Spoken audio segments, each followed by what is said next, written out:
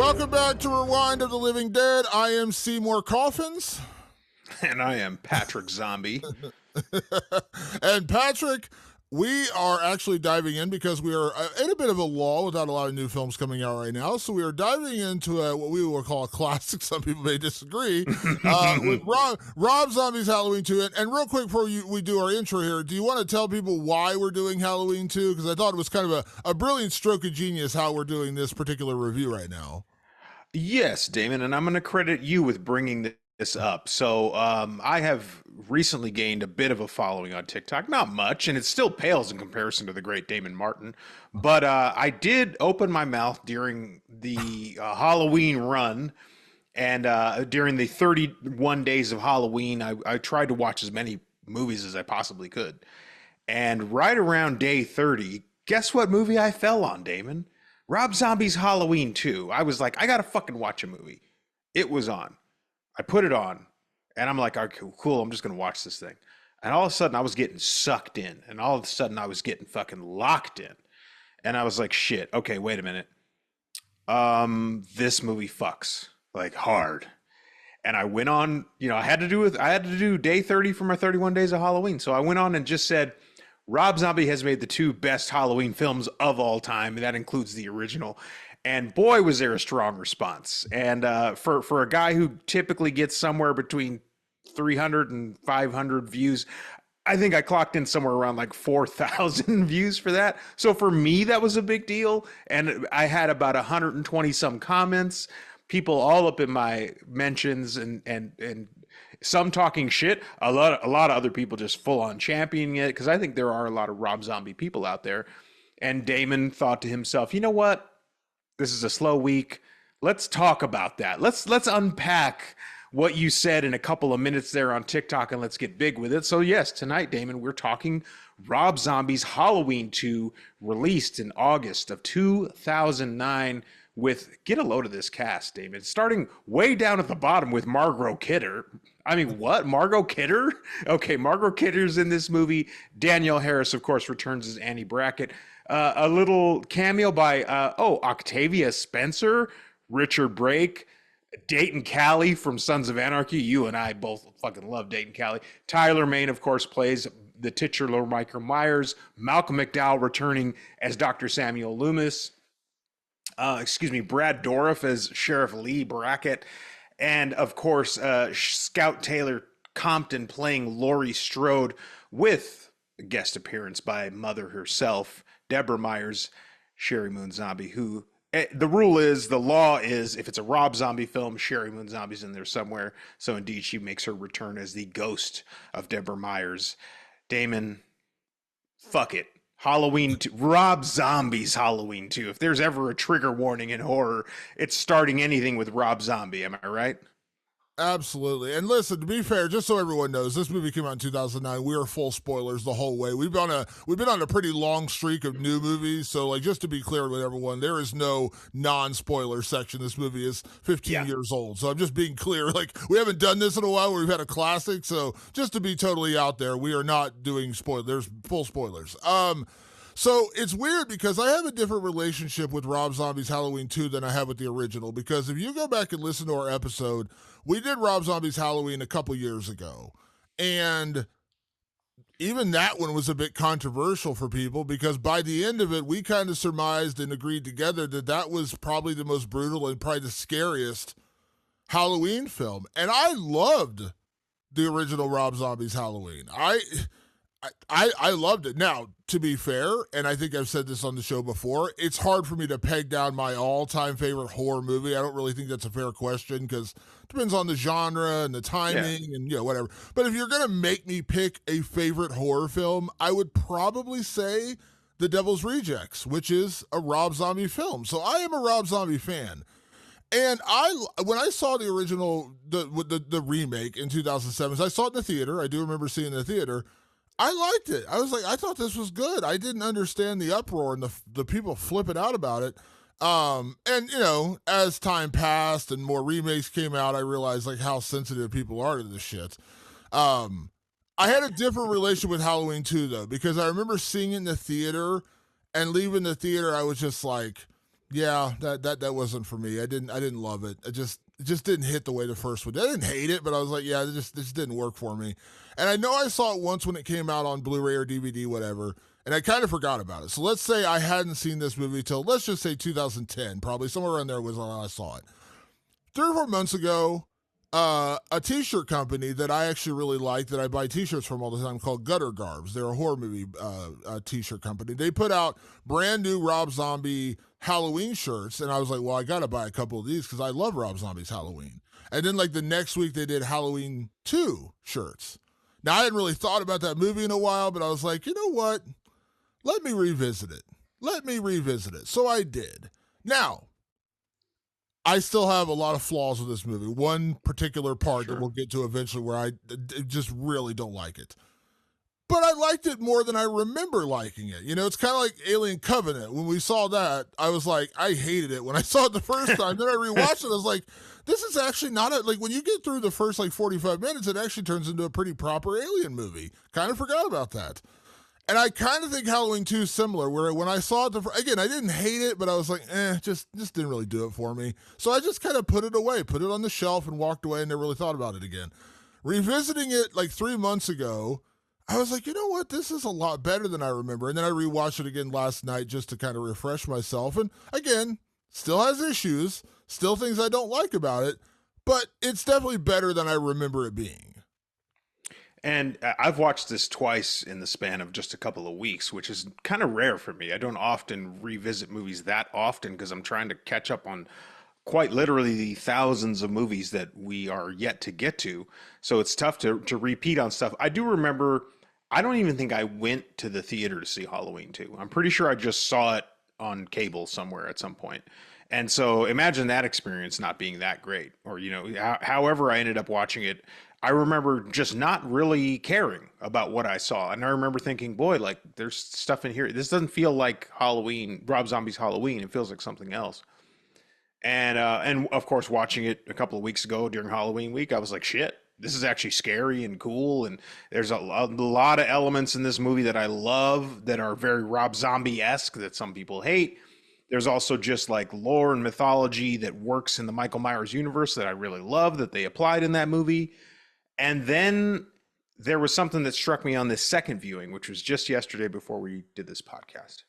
A bit of history on, as you mentioned in our intro, they were gonna the company Lionsgate was just gonna make this movie without him. They were like, the first one did so well. Rob Zombie's a very fickle, weird guy, and he was just like, leave me alone. I had such a terrible time. I don't like any of you bullies. Leave me alone.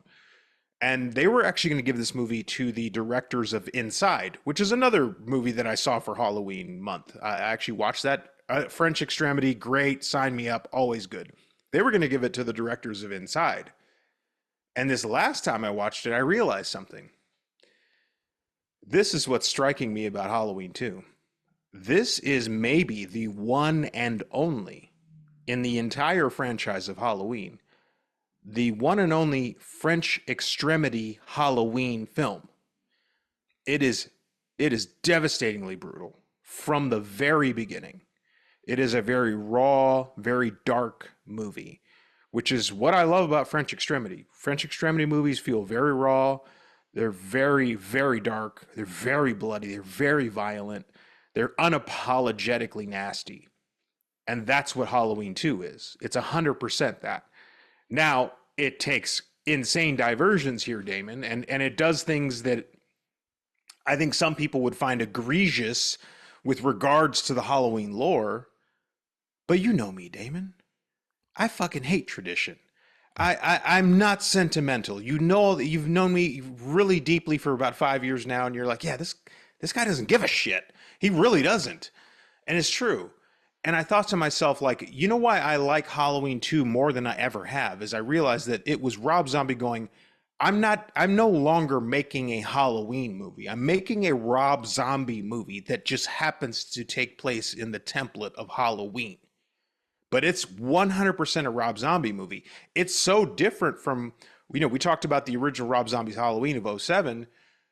After the opening act of that film, which is the great, the thing that pisses everybody off, this great debate of I didn't want to get to know Michael Myers. I didn't want to know why he ticks. I don't want to know why he does what he does. He just needs to be the mindless shape who goes after people.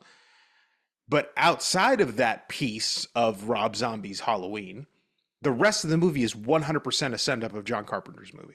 It's almost beat for beat the same movie once you get into the Michael Myers attacking Laurie Strode, with one exception, which is he is clearly her brother, and it's clearly him trying to basically battering ram his way back to her in hopes of reconnecting his family.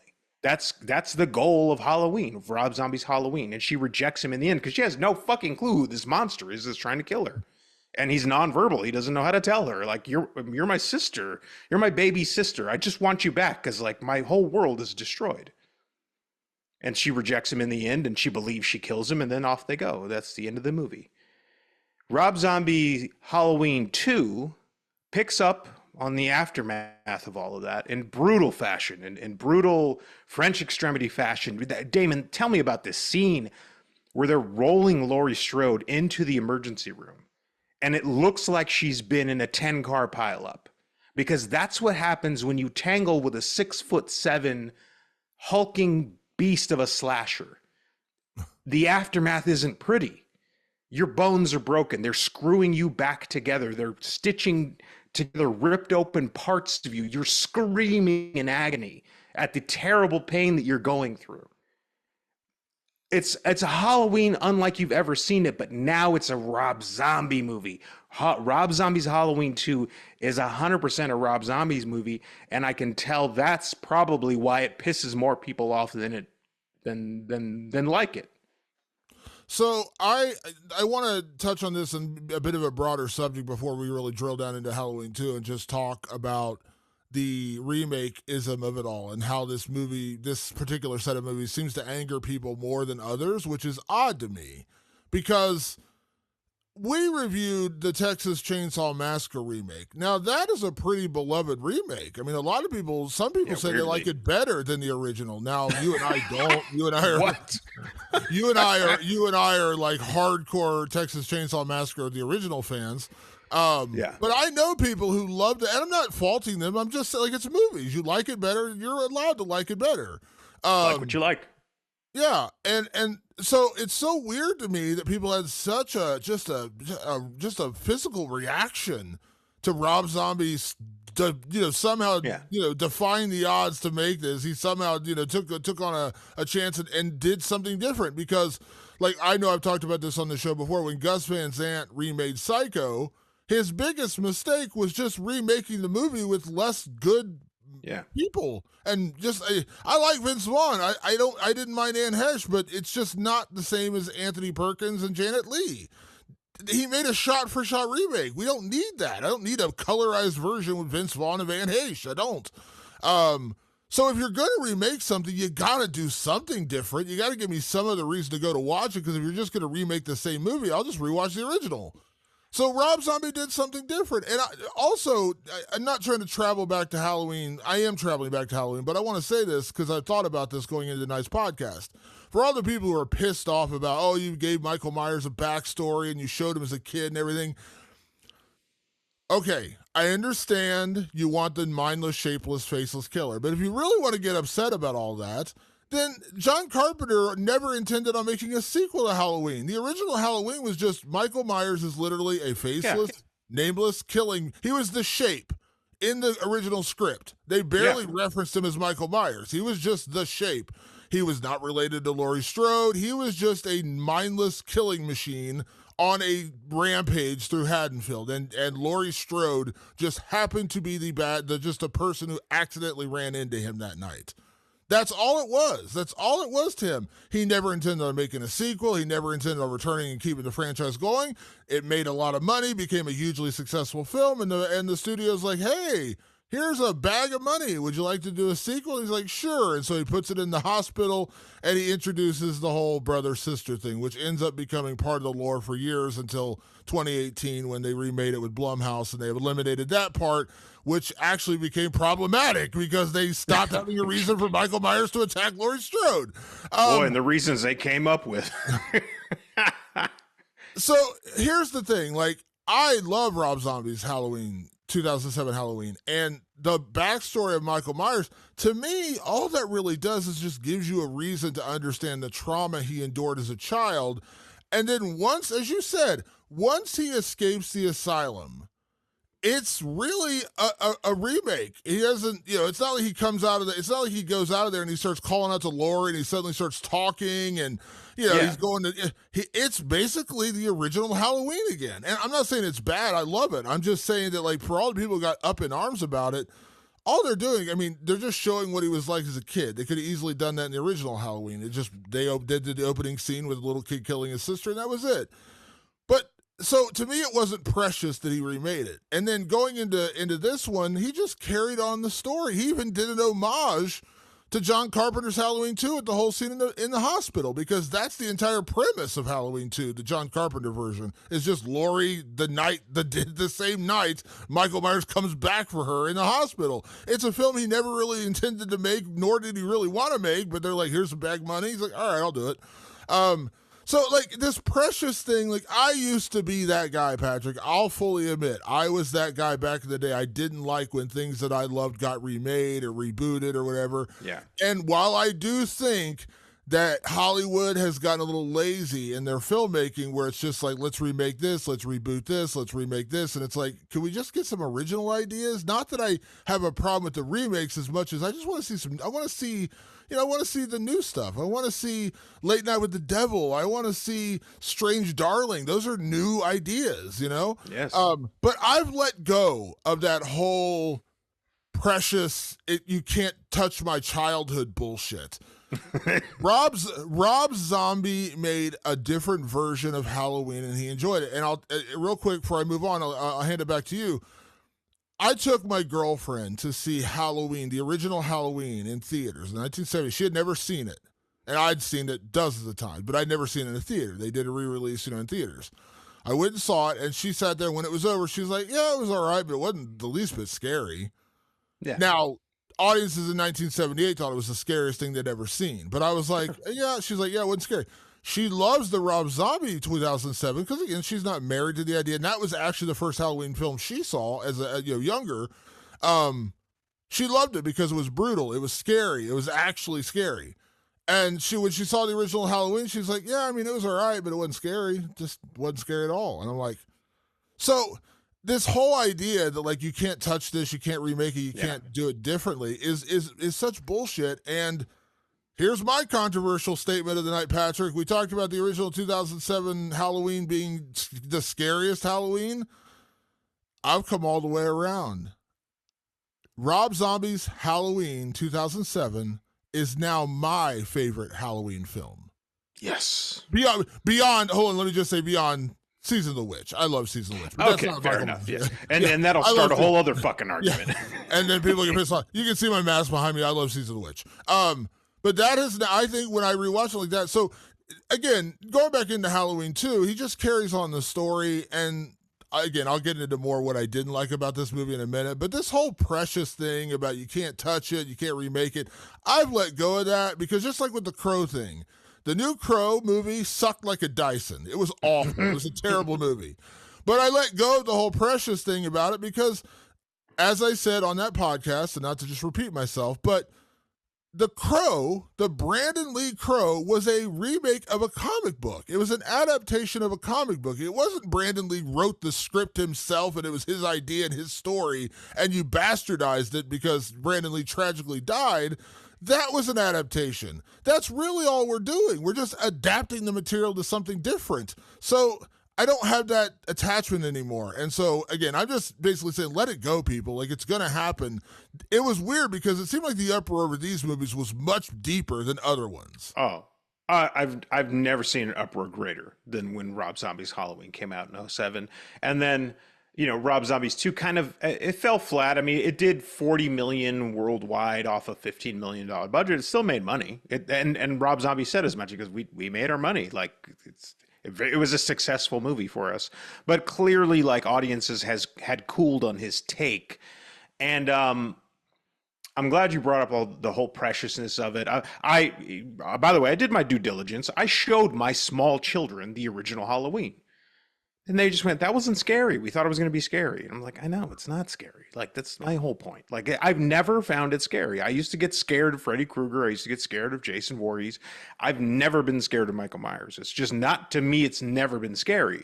So, and you've known this for the whole time we've done the podcast, of the big four, Leatherface, Jason, Freddy, and Michael. Michael was always my number four because I was just like, this is the least scary one. Like, I don't know. There's nothing scary about a guy in a William Shatner mask standing around waiting to stab you. Nothing about it was getting me going until Rob Zombie's Halloween came out. And all of a sudden it was brutal and nasty and scary. And there's another thing that the detractors are going to come at us for. They're going to say right away, John Carpenter fucking hates these movies. First of all, he doesn't. Secondly, he and Rob Zombie, they have a little problem. And John Carpenter has said this explicitly. I watched him say it with his own mouth. They had a meeting because Rob Zombie was reverential, and I guarantee you he loves Halloween more than most people, and was just like, hey, I'm going to do this. Are you cool with it? And John Carpenter said, do your thing, dude. Just do it how you want to do it. John Carpenter had a problem because later on, Rob Zombie, in some weird, awkward interview, because that's all he knows how to give. If you've ever listened to Rob Zombie talk for longer than 5 minutes, he's awkward and weird and genuinely, I think, hates talking to people. He said in some other interview that John Carpenter was rather dismissive of him when they met. That's probably because Rob Zombie's a super sensitive guy, and John Carpenter was probably like, yeah, do whatever you want. I don't care. But that's how John Carpenter is. He's a very dismissive guy. And he probably didn't mean anything by it. But Rob Zombie got his feelings hurt, so he said it publicly somewhere, like, yeah, John Carpenter was like really dismissive of me. It made me feel weird. And John Carpenter was basically just like, hey, fuck you, pal. I wasn't dismissive. So they have a different beef. You're conflating those things. Ultimately, John Carpenter was like, I don't give a shit. Do your thing. He didn't like that, we got to know Michael Myers, but he didn't care. And he didn't claim that that's the grand failing of these movies. He's just like, I didn't like that stuff. But people, they like to take their sides. They want to be in their little silos. And they decided what John Carpenter meant was, that's sacrilege. And I have to, whatever John Carpenter says, I have to echo it. And you're like, okay, he didn't even say what you're saying he said. And he basically just said, hey, if you're going to remake it, just do your thing with it. Because that's what John Carpenter would do. Because he remade a movie and he made it into what's called The Thing, which you and I and most every horror fan agrees is one of the greatest horror movies of all time. And it's a remake because John Carpenter did with it whatever the fuck he wanted to do with it. There's nothing wrong with remakes. This is horror. This is what we do. We remake, we sequelize, we keep it going. If it wasn't going to be Rob Zombie, it was going to be somebody else. Somebody else was going to take the mantle. Originally, when they wanted to do the 07 remake, they were just going to make whatever. They were just looking for directors, and they didn't really give a shit. And Rob Zombie just said, hey, how about if I remake it? He goes, because I don't want to do a sequel to it. I'm not really interested in that, and here's my take. They just jumped on and said, great, we'll do it. We'll do it. That's it. It was that simple. That's the movie business side of the things, because horror is profitable and people showed up in droves, and Rob Zombie put out 2 successful, financially successful Halloween films. Like it or not, they were successful. They made money for that company. They made money for Rob Zombie and everybody involved. And they ended up, in my opinion, being fantastic movies. And just real quick, I just want to interject, and the John Carpenter thing, which is funny. You mentioned how Rob Zombie's kind of awkward, weird. Have you watched a lot of John Carpenter interviews? Because I have, and I met Yes. I met John Carpenter a couple of years ago. Like, I went to Pittsburgh for a convention specifically to meet John Carpenter because I think it's been pretty well documented. He's probably my favorite horror director of all time. Which is weird to say. I just said Rob Zombie's Halloween's my favorite Halloween now, but it's not because I love John Carpenter, but Halloween's actually not even remotely close to my favorite movie of his. I mean, The Thing, right. I have a giant Prince of Darkness poster in front of me, vampires. I love a lot of John Carpenter movies. Halloween's not really one of the ones that I think of, like, oh man, Escape from New York. I don't really think of Halloween as, I know it's his most iconic, but it's not my personal favorite John Carpenter film. And when I met him, it was so funny. I'd seen a million interviews, and he's just kind of a weird, quirky dude. And like when you read interviews about his work, he just he just does like I don't want to say it, I'm not saying this in a mean way. He just doesn't seem to give a shit. He's just like whatever. No. Like yeah, I made that movie and it was fun and whatever. And he just kind of very dismissive about it. He's like I'd rather watch college basketball and play video games. That's very much what he's into. And when I Bless him. met him, I was like, look, I'm gonna have one chance to meet John Carpenter. I'm gonna tell him like how much his movies mean to me. And I told him, and he's just like, cool, thanks, man. Like it's not Yeah. like he's like some people are like, oh wow, I really appreciate that. I wasn't looking for him to like Yeah. give me a hug and say thank you. I was just like, I expected that when I met him. I knew that's how John Carpenter was. But in my own head, I was like, I at least want to tell him how much I love his movies and his work has meant to me over the years because it kept me a horror fan in the 80s when I was a horror fan. I became a horror fan largely through John Carpenter movies and you know, and other movies, of course, as well. But it was just like, oh, cool, thanks, man. Like, you just, you know, it wasn't like, he's not precious about it, you know? And so I don't think, like, yes, I've seen interviews where he talks about that interview and he kind of more or less just like, hey, fuck you, dude. Like, I wasn't dismissive, but Yeah. that's Two more that's awkward guys could not have met and totally screwed up their vibe on each other. And the truth is, they probably would love hanging out, but they're both two awkward, antisocial weirdos. And when they bumped into each other, it was antisocial and weird. That's what happens. And I just, like I said, I mean, listen, you know, this is the nature of the business. You don't have to love it. And again, I just mentioned The Crow. Like I've said many times how much I love the original Crow. It's a movie that means a lot to me just from my childhood. The new Crow movie was god awful. It was a terrible, terrible remake. That was rough. But I didn't even I was like, I don't really care. Like they remade it. They're gonna remake other things. Like sometimes you get a hit, you get Dawn of the Dead, where the original is a classic and James Gunn wrote and then Zack Snyder remade, and it was great. Brilliant. I love the remake of Dawn of the Dead. It is possible. But I'm just this whole idea that like because Rob Zombie dared to do something different with Halloween and Halloween 2, and that somehow offends you. I remember listening to a comedy bit. Remember Lewis Black, the comedian Lewis Black? He was talking about some political thing and like how people were up in arms about something. I can't remember what it was. And he's like, no one should care. He's like, that should be like number 280 on your list, right below. Are we eating too much garlic as a people? And I was like, that's where your concern about Rob Zombie's Halloween should fit. Like, are we eating too much garlic as a people? That's how important this should be to you. Damon, we should probably talk about what Rob Zombie's Halloween 2 is, because I mean, I think you're right when you were saying earlier, like you kind of dismissed it because it is so different than the original that some might say Rob Zombie almost like purposely threw away the franchise on purpose to like end it, you know? And watching it now multiple times over the last, you know, couple of weeks, I'm realizing that it was so much more important for him to close the specific story he started in part 1, right? So he goes, okay, well, natural fit is we need to pick right up from where we left off, which they do right at the top of the movie. Again, I told you, she's in surgery. It's brutal. It's terrible. And Annie on top of that was attacked in the first one as well. And she's clinging to life. And then there's this incredible scene where Michael Myers' body is ejected or is lost in a cow field because these pervert coroners crashed into a cow while they were telling pervert jokes. Again, a very Rob Zombie thing to just build a shitty, shady little world, and then mishaps happen because of that. And I buy it. It feels very grounded and real. So Michael Myers' bodies go missing. And she has this terrible nightmare that he is chasing her through the hospital, and it's fucking brutal and gory and nasty. But it turns out it's all a dream, and we pick up with Laurie a year later in the theatrical cut. It's 2 years later in the director's cut. Depends on which one you watch. She's a wreck. She's an absolute mess, and the trauma of what happened that fateful night on Halloween still carries with her. Does this sound familiar, Damon? It should, because pretty much every single horror movie now is about trauma. Almost all of them.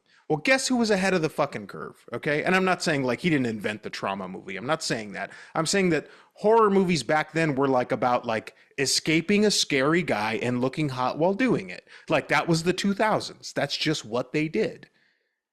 Rob Zombie was like, no, we need to like examine what this does to somebody. And what it's doing to Laurie is it's eating away at her.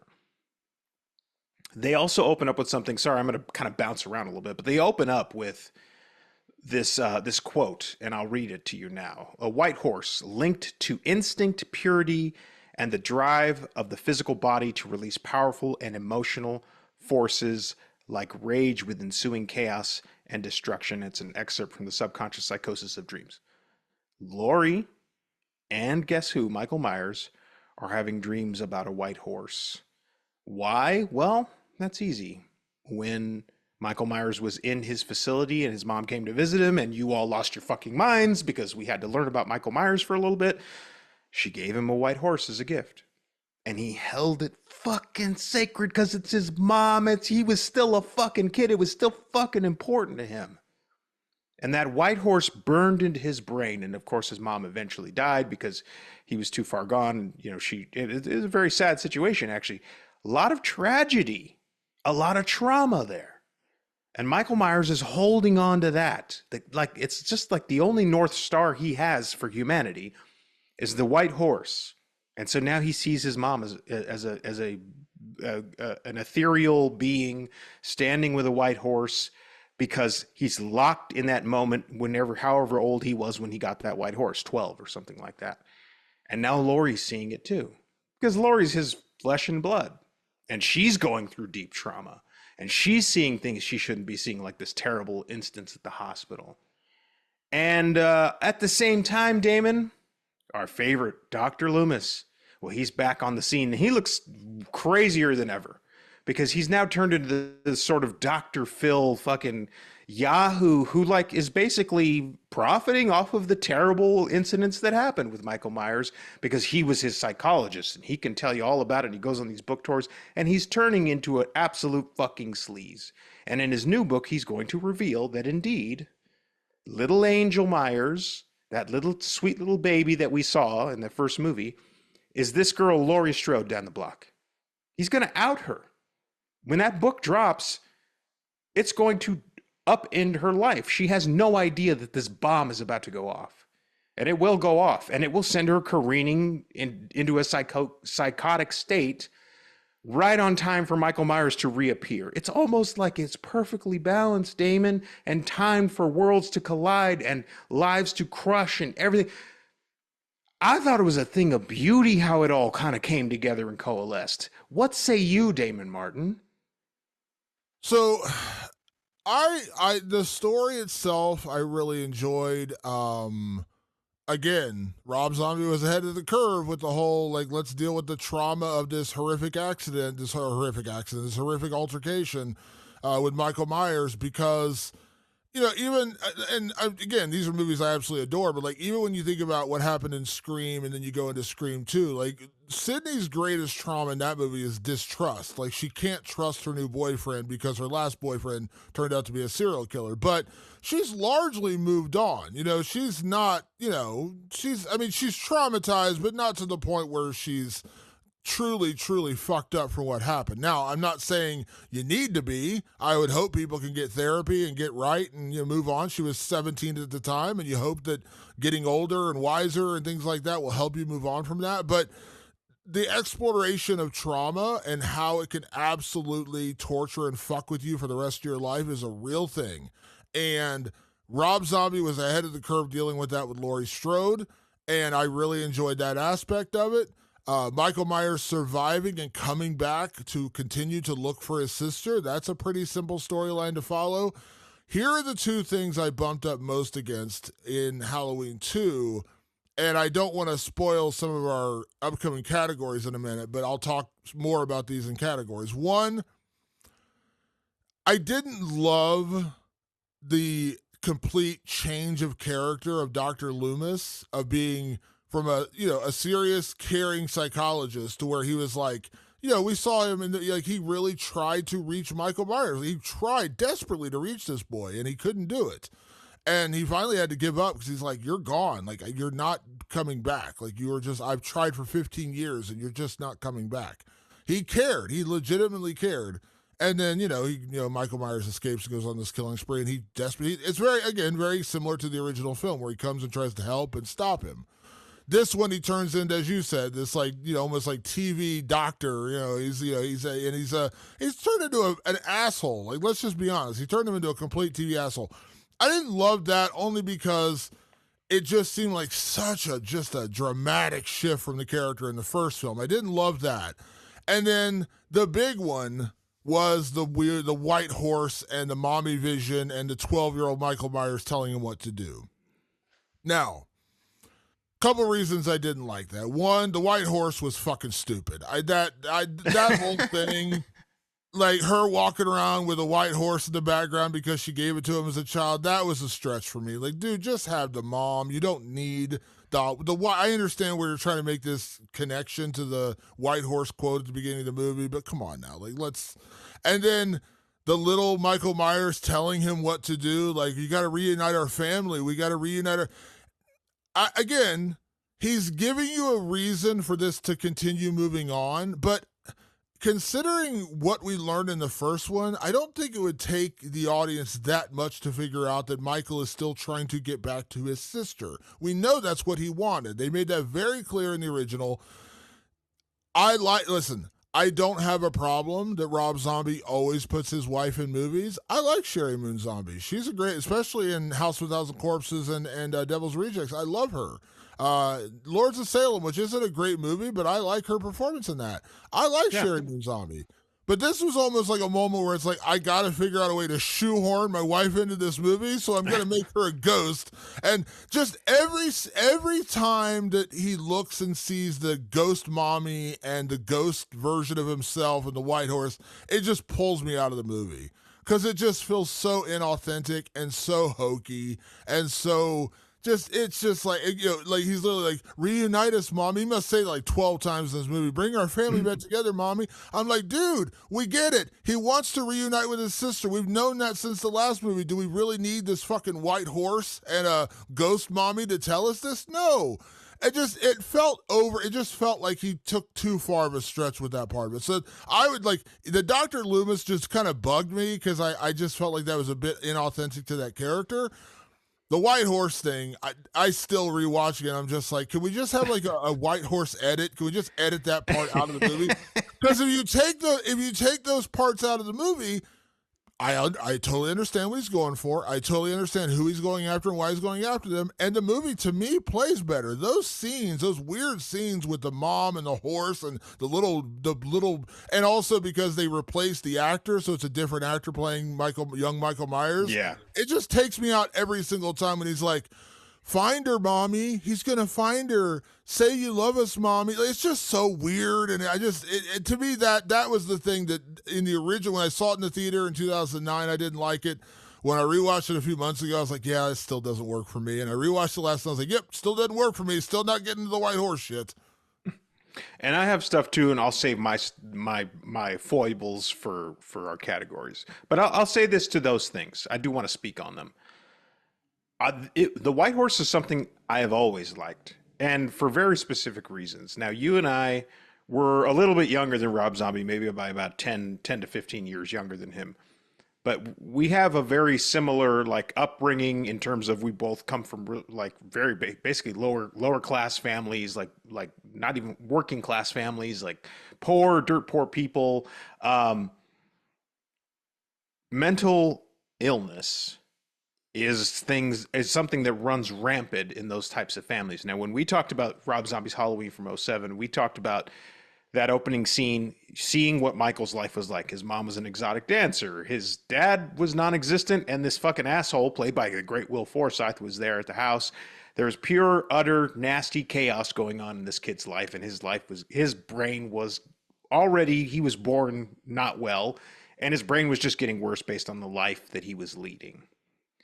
It just looked and reminded me of life growing up, and a lot of the people, not just near me, but like next door and sometimes in my house and all that stuff. Like that portrayal to me felt very authentic and real. And Rob Zombie said something very specific. He goes, I've read like journals from serial killers. It's fucked up shit, if you could only imagine. But a lot of it is like fantastical, like full blown, like visions, like like full blown psychosis. He wanted to some way, somehow show it in the movie, like show the mind of a guy like Michael Myers and what he's capable of doing and why he's capable of doing it. What does that peek into that mind? What could it possibly be like? And he decided to use the white horse motif. Now, okay, it didn't work for Damon Martin. That's fine. Probably didn't work for a lot of people. But I thought to myself, like, that's so eerie to cut to these moments from his perspective where he's seeing that. And it's disturbing. And it doesn't even make sense. And you're like now in the mind of somebody whose mind is completely fractured. I love the just the physical visual representation on screen. Like the attempt was even made. And then and there was like a great dream sequence too, like inside Michael's dream where he's like, I found her, mommy. I found Boo. I found our little baby. I know where she is. And it's like this nightmarish scene. Like it's so very Rob Zombie. Like all of a sudden we're way out of Halloween and we're just in the Rob Zombie world. And I dug that because it's singular to him. So I liked it. Another thing that I love, and it really took me until these viewings, which is something you just talked about hating, Dr. Loomis's turn. How cool is it to me to take a character that is not only just in the lore of this franchise beloved, but like, who was great in Rob. I think if anybody had any agreements on what they liked about Rob Zombie's '07 Halloween, they all loved Malcolm McDowell as Dr. Loomis. They were like, great pick. This is hard. It's hard to fill those shoes, and you put them perfectly on Malcolm McDowell's feet. And he goes, yeah, but what if greed and fame and shit just poisons the fuck out of this guy and he turns into a sleaze? From 1 to 2, making a turn on a character like that, you're right, it's severe. But Damon, it's 2024, it's the year of the swing. Rob Zombie back in '09 was like, fuck it, I'm swinging for the fucking fences. I'm gonna make Dr. Loomis a fucking dirtball. And he is. In both the director's cut and the regular cut, you're just like, ew, like huge ick vibes for fucking Loomis. He's a creep. He's a fucking creep who has now lost sight of who he was and is obsessed with making a name and making a dime. I mean, like a dime for himself. And he's also twisted by the idea that like, hey, why doesn't anybody respect me? I don't get it. Like I fucking saved that girl that night. Really, if you think about it, like to see a character twist so far off the track is fascinating. It really is. And then like his demise in Halloween 2 is that he still believes he can fix it somehow. When truth be told, he never helped. Truth be told, like he worked off the back of a sick child. And so in the end, he was so delusional that he thought when that great standoff was happening at the end of the movie, like, I'll go in there, I'll fix it. I'll fix it for everybody. I can fix anything. And he goes in there and he fixes jack shit. He's fucking incompetent. That's the truth. That's the sad truth about him. That's a hard pill to swallow. And Rob Zombie movies, all of his movies, are bleak and dire and nasty and dark. And they show that like the darker side of humanity wins 99% of the time. And so even your heroes eventually erode. And I'm like, well, fuck, dude, that's a rad way to do this. It's going to piss a lot of people off. A lot of people are just like, fuck you, dude. I don't go to horror movies to feel this bad about things, so fuck off. But those particular elements that didn't work for you, that did work for me, I loved. It was a major fucking swing, and it worked. For me, it worked. And the Dr. Loomis, like, I don't really have a problem with him becoming, fame seeking as much as like writing the book and things like that, because that's pretty normal. I mean, I read an interview with Rob Zombie where he talked about it was based loosely on the prosecutor from the Charles Manson case, right? Vincent Bugliosi or I can't remember the guy's Bugliosi or name. something. Yeah, Yeah, yeah. he prosecuted him, and then he wrote the book, the very famous book about Charles Manson. Like, why am I not thinking of the title of the book? But you know what I'm talking about. Yes. Helter Skelter, Helter Skelter, Helter Skelter. Helter Thank you. Skelter, and it was a huge. I mean, one of the most successful books of all time. And he was kind of like, yeah, it's kind of trashy. You prosecuted the guy, you put him away in prison for life, and now you wrote a book to profit off of it. But that's, I mean, again, I'm not faulting that part of it. It's just that he made him such a sleazy, like, scummy guy. And also, I think this is actually what bugs me more. You talk about, like, he didn't really do anything. They kind of made him a buffoon. And in the original, like, he wasn't a buffoon. He tried, like, he was the one who came to town and warned them and said, like, he's coming here, and we know why. Like, you didn't tell what happened to Angel Myers, but I know what happened to Angel Myers. You need to get her and protect her. And that's when Brackett, jumps into action and tries to go over to the Strode house, and they find the Strode's dead. He was on it. He knew what this fucking psycho kid was doing. So to just transform him from that to where he's a complete buffoon, it just felt disingenuous to the character. And it's not, listen, I love Donald Pleasance, all-time great. It has nothing to do with the original. I'm not just to be clear about that, I'm not comparing that. I'm just saying, like, he was actually a smart, like, sympathetic character in the original. Like, he cared. He really cared. Yeah. 15 years spent trying to reach this kid. And yes, he was doing lectures and things like that even back then. And then when Michael Myers escapes, like, he's the one who went to Haddonfield and said, you need to watch out. Like, this motherfucker's coming. Like, his little sister is here. You don't know this, but now you should. And obviously, like, and then, that's when Brackett, reveals what he, has his hand in the whole Laurie Strode of it all. Again, very potent character. It just, again, I don't really care about, as much as, like, he became a sleazeball. I don't care about the profiting thing, because that seems genuine. That seems real. But he just made him such a buffoon overnight. He just turned into, like, just a babbling idiot. Like, he turned into, like, when you listen to some of the, like, psychologists on TV, where you're like, what, did you go to school? Like, did you actually graduate? Or you just, like, what, like, did you go to, like, Bobo's School of Medicine down the road here? Like, where did you go to school? That, again, it just felt so different from the original. Not the original film, by the way, the original 2007's version. It just felt like such a switch in that character. I'm like, what happened? Like, Dr. Loomis wasn't dumb. He wasn't buffoonish. He was just, like, he was legitimately trying to help. Again, I don't hate it. I didn't really, because, again, ultimately, he's not even really that major of a character in the second one, which, I mean, really, Dr. Loomis's only real role in Halloween 2, if we're being honest, is the book coming out that reveals Laurie Strode as Angel Myers. That's really his only purpose in this movie, because when he goes and tries to help, as you said at the end, like, trying to fix it, he does nothing. So really, Dr. Loomis is only there for that purpose. And I love Malcolm McDowell. You love Malcolm McDowell. I'm glad he's back. But you could have easily just injected the book part of it and not even, like, Dr. Loomis, this asshole, released this book and Laurie found out she's actually Michael Myers' sister, whatever. But yeah, it just seems so disingenuous to the character. But again, you're not wrong in the way you feel. I liked the character in the original. I just didn't like the character in the second one. And the only thing I'll say, that's not even a counter, I'll just say this, is that Halloween 2 is 100% a tragedy. That's the goal of this movie. And I love that, like, and that's very dour and people hate that, and they want their Terrifier 3s to make them feel good at the end.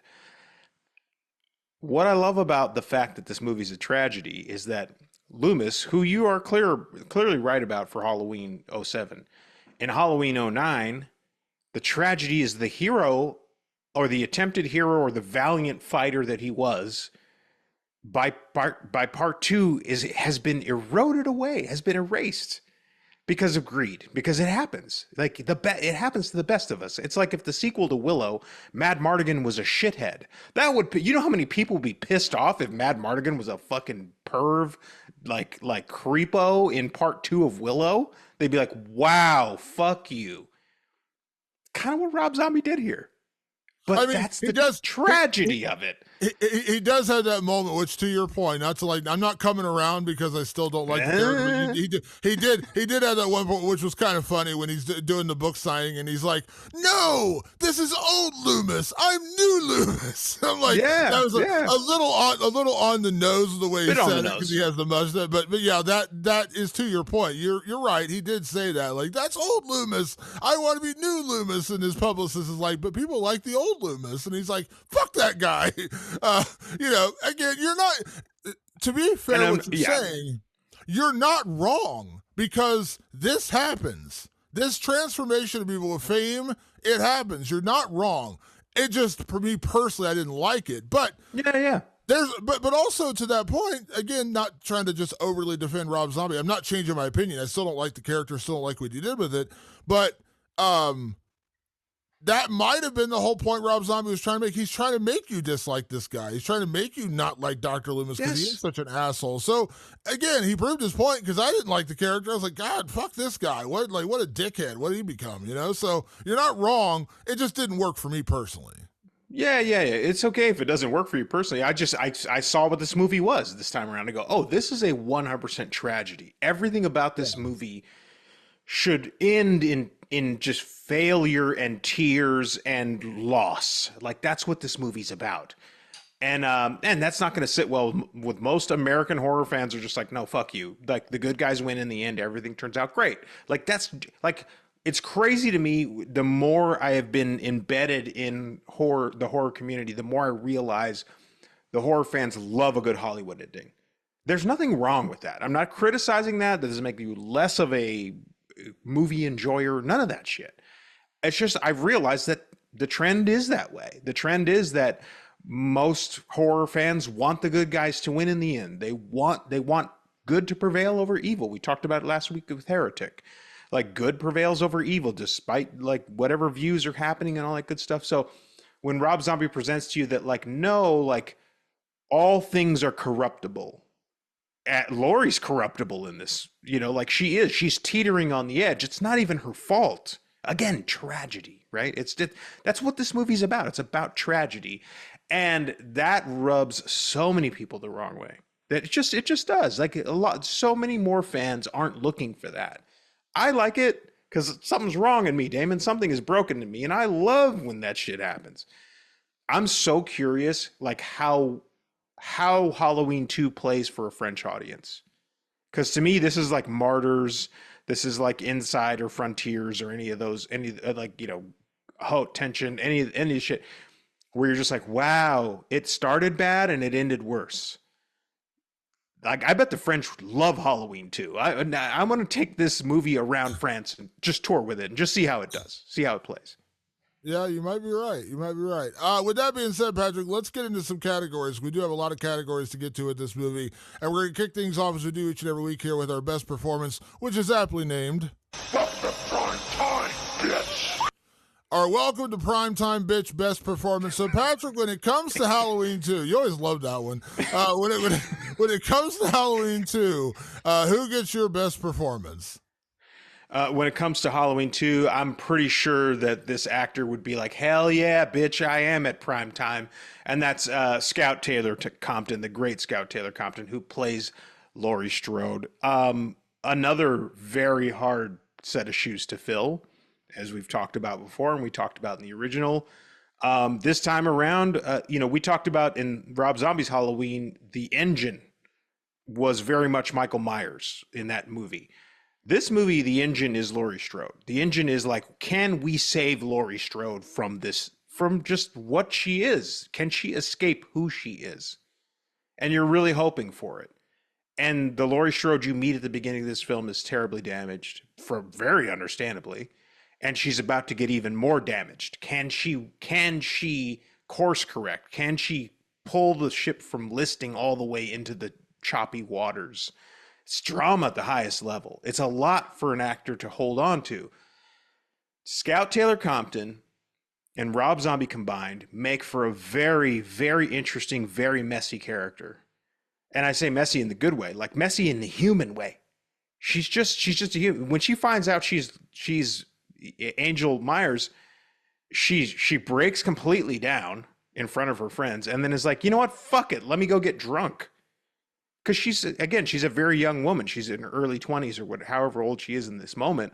So she's like, the only solution I can think of right now, and when you're 21, you're not really thinking with much else. You just go, I'm going to go out and get fucked. Like, I'm going to go get plastered out there in the world. And she does. And that creates problems and creates complications all their own. Scout Taylor Compton had to navigate just a whirlwind, a tumultuous character, and she did it so well. And I loved every second of it, Damon. I loved every second of what she was given out there. And for me, it was a slam dunk. I mean, just front door to back, Scout Taylor Compton.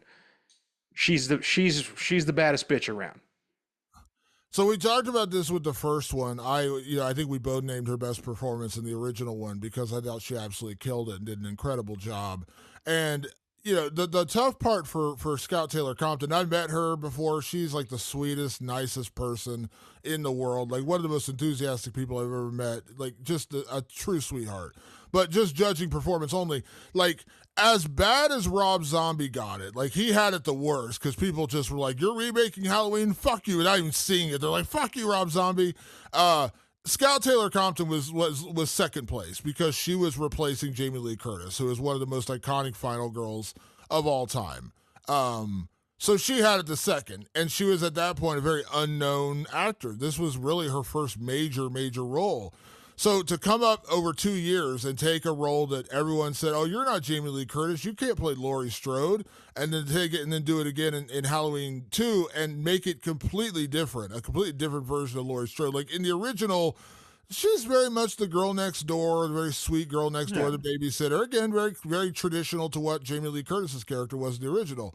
This one is much different. This is the one that's been traumatized, the PTSD version, the one who is still trying to unwrap the horrific things she went through and saw, and everything that unfolded in that first movie. And then she has more shit piled on top of it when she finds out she's Angel Myers, that Michael Myers is her fucking brother. I mean, good God, that's a whole other animal to try to unpack, whole other world to try to unpack. She handles it beautifully, and she's great in this movie, and she's brilliant. I mean, she's absolutely brilliant in this film, and I think that she is the straw that stirs the drink in this movie. I mean, this movie isn't. You mentioned the last one. The last one is more focused on Michael Myers.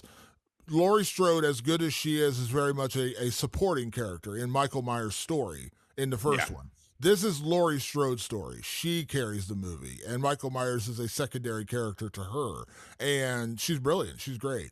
So for me, now I'm going to preface this by saying, and we'll talk about, I assume we'll probably talk about this now since I'm bringing it up. There are two versions of Rob Zombie's Halloween 2. There is the theatrical cut, and there's the director's cut. The director's cut is about 18 minutes longer or 13 minutes longer. I can't remember the exact number. It's longer. I want to say it's about 20 minutes, about 20 minutes longer.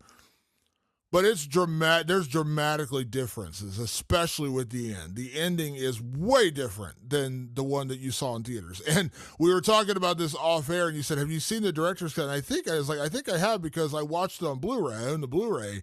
And I was like, I think that's the director's cut because I hadn't seen it in a lot of years. And so you described it to me. I was like, yeah, that's the one I saw. And you said, well, that's the director's cut. So I watched it again last night, and it was the director's cut. And I was like, holy shit, do I even remember how the original ends, the theatrical version? I had to go back today and rewatch it because I'm like, I don't remember how the theatrical version, the one that I would imagine most of our audience has seen. But my best performance goes to one of my favorite horror icons of all time and one of my biggest crushes growing up, Danielle Harris. And the reason why Danielle Harris gets best performance is because a lot of the scenes that only ended up in the director's cut, which kind of bums me out because she really kills it in this movie. In the original Halloween 2 that was released in theaters, Laurie Strode is traumatized, but she's trying to get on with her life. Like, she's kind of trying her best to move on. The director's cut makes it much more clear of how unbelievably fucked up she still is from that altercation 2 years ago. And you can kind of tell that Laurie and Annie, while they now live together, are very much at odds because they are both constant reminders to each other of what happened to you. They were once best friends. Now they just serve as constant reminders of what happened 2 years ago. They can't escape it. They're still living in the same town. Now they're living as roommates under the same roof. And there is a powerful scene that's only in the director's cut, and I can't recommend for you enough to seek it out and find it, where Lori just lashes out at Annie and just says, like, get the fuck out of here. I can't look at you because you're just a constant reminder of that night from 2 years ago. Fuck you. And Danielle Harris absolutely kills it when she comes back at Lori and says something to the effect of, no, fuck you. You're acting like I didn't go through this too. Like, remember, Annie was getting ready to have sex with her boyfriend when Michael Myers comes up, brutally butchers him, and she's crawling around topless, and he's basically brutalizing her, like dragging her by her fucking jeans, ready to kill her and brutalize her. Again, I'm not saying what Lori went through was any less. They both went through it. And there's that performance when Danielle Harris says that, she's like, fuck you. I went through this too. It's not like I was on vacation and came back and found you all beat up. And I went through it too, motherfucker. Like, and I was like, yes. Like, because, and again, I understand the focus is Lori, but Rob Zombie in the director's cut very smartly says, like, let's not forget Annie was the other survivor. She made it, but she also went through a lot of shit. She watched her boyfriend get butchered. She got beat up and killed. I mean, she took basically the same amount of damage physically, you know what I mean? And she was alone with Michael Myers for a good long time in that house. Yeah, so that scene was the one where I was like, give it to Danielle Harris, because I wish it was, I know it's available online. You can watch it on YouTube. But it's a very powerful scene where she just very, mindfully says, no, don't tell me I'm a constant reminder, because you're a constant reminder, because I went through this too. Yeah, I think that if you really think about it, Annie could have had her own story with Halloween. You could just basically cut this whole movie from I'm talking Halloween 1. You could have cut the whole movie from that perspective, and still had the same movie, and you could have made a sequel about the same thing, like with Annie's character alone. And I know Annie, I know that excuse me, why am I blanking on her name right now? That's so dumb. Danielle Harris. Danielle Harris and Scott Taylor Compton are like besties in real life. They're like fucking sisters basically. And it shows on screen, like that chemistry shows on screen, and it's so fun to watch the two of them work together. I still, every now and then, just a flash in my mind will be Annie screaming for Laurie in that first movie. It's so fucking brutal and wicked, like what happened to her, and she wears the scars all over her face is slashed to bits in part 2, and she wears the scars of it. I mean, there's no bad performances in this movie, Damon. In fact, why don't we talk about some more? Because there's plenty of them. Yeah, let's definitely get into it. Let's talk. Do you want to talk about MVP first? Do you want to go to favorite? Okay, let's go to MVP. So let's talk MVP. Of course, this is our very famous Ken Foray Banana Hammock MVP award, named after great character actor Ken Foray, who actually was in a Rob Zombie movie. He appeared in Halloween. He was also in Halloween, but he also, of course, was in Devil's Rejects. Ken Foray, in the movie From Beyond, he jumps down a flight of stairs and into a basement to kill a creature wearing nothing more than a thong bikini. If that's not an MVP performance, I don't know what is. So, Patrick, when it comes to Halloween 2, who gets your MVP? This time around, my MVP is actually the cinematographer, Brandon Trost, who is actually a bit of a workhorse. You've seen a lot of movies that Brandon has lensed. I loved the look of this movie. It had a gritty realness to it. Again, it very much felt like a French Extremity movie. Like, clearly Brandon had been watching a lot of Martyrs, a lot of, like, they all came out around the same time. And Rob likes to have kind of a grittier, more vintage look to his films. And there is a very steep difference between what Halloween 2007 and Halloween 2009 look like. I love the look of this film. It is so, it's beautifully composed. Like the composition in this movie, like there's always, like there's that shot like in the dream sequence at the hospital where like Michael Myers is standing with a full moon behind him, and there's so many great scenes, or like when he's in that cornfield and those hillbillies try to beat him up and all the lights are spraying on him. it's just a beautifully, beautifully shot film, and probably my favorite looking of all the Halloween movies. And I was like, man, this time around, I got to give it to Brandon. Fantastic cinematography. It's very gritty. You know, this feels like a Very. very like I watch I watched the Blu-ray and it just feels like, and I know Rob Zombie likes this look to his movies to look like they're made in the 70s almost, but Yeah. it's a very gritty movie, and a lot of that comes down to the cinematography, and I think they did a great job in this one. Actually, I would argue this one is grittier and nastier than the 2007 version. And That's I think that's exactly what I'm saying. Yeah. and I think that's purposeful, by the way, because there was still a little bit of light and hope in the first one. There's not a Yeah. whole lot of light and hope in this No. one. And so, I agree. That's totally right. So, my MVP, let's be honest, I was originally going to go Rob Zombie because it's his vision. But people are like, dude, you always go for the writer director. I know, I do, because I'm the writer. I like writing. So, I'm going in a slightly different direction this time, and I'm going to give my MVP to Malik Akkad, who was the executive producer on this film. Now, if you don't know the last name Akkad, that is the family that very famously produced the original Halloween. Mustafa Akkad is his father. He was the one who championed and produced the original Halloween, and he has been involved. The Akkad family has been involved at every single level of every single Halloween film, all the way through Halloween Ends. If you watch the credits with the Blumhouse version of Halloween, you will still see an Akkad family member in there. That family is as much as John Carpenter and Deborah Hill created it, this family has championed it for over 40 years. So Malik Akkad was producing, and after the 2007 version, of course, they're like, let's make a sequel, and he was the one, championed it. Rob Zombie didn't want to come back. They hired the guys from inside. He saw the treatment. He just didn't like it. He went back to Rob Zombie and said, hey, it's been a year. Like, would you consider it? And Rob Zombie was like, you know what? I've cooled down. Fuck Harvey Weinstein, which I think we can all agree with that sentiment. Amen. And he's like, come back. And I read an interview where Malik Akkad said one thing. He's like, fuck everybody else. Make your movie. Make your movie. And he's like, okay, I'll make my movie. Now, do producers have a hand in the final product? Of course. And I understand, you'd like it or not, when you put down 10, 20 million, or in this case, $15 million, you're going to have a certain amount of say. Like it or not, that's how the business works. But the fact that Malik Akkad went to Rob Zombie and said, dude, just make your movie. Fuck it. Don't listen to everyone else. Make your movie.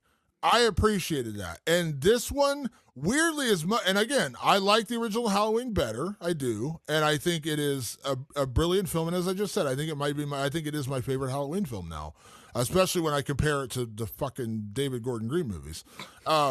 Easy now. I know.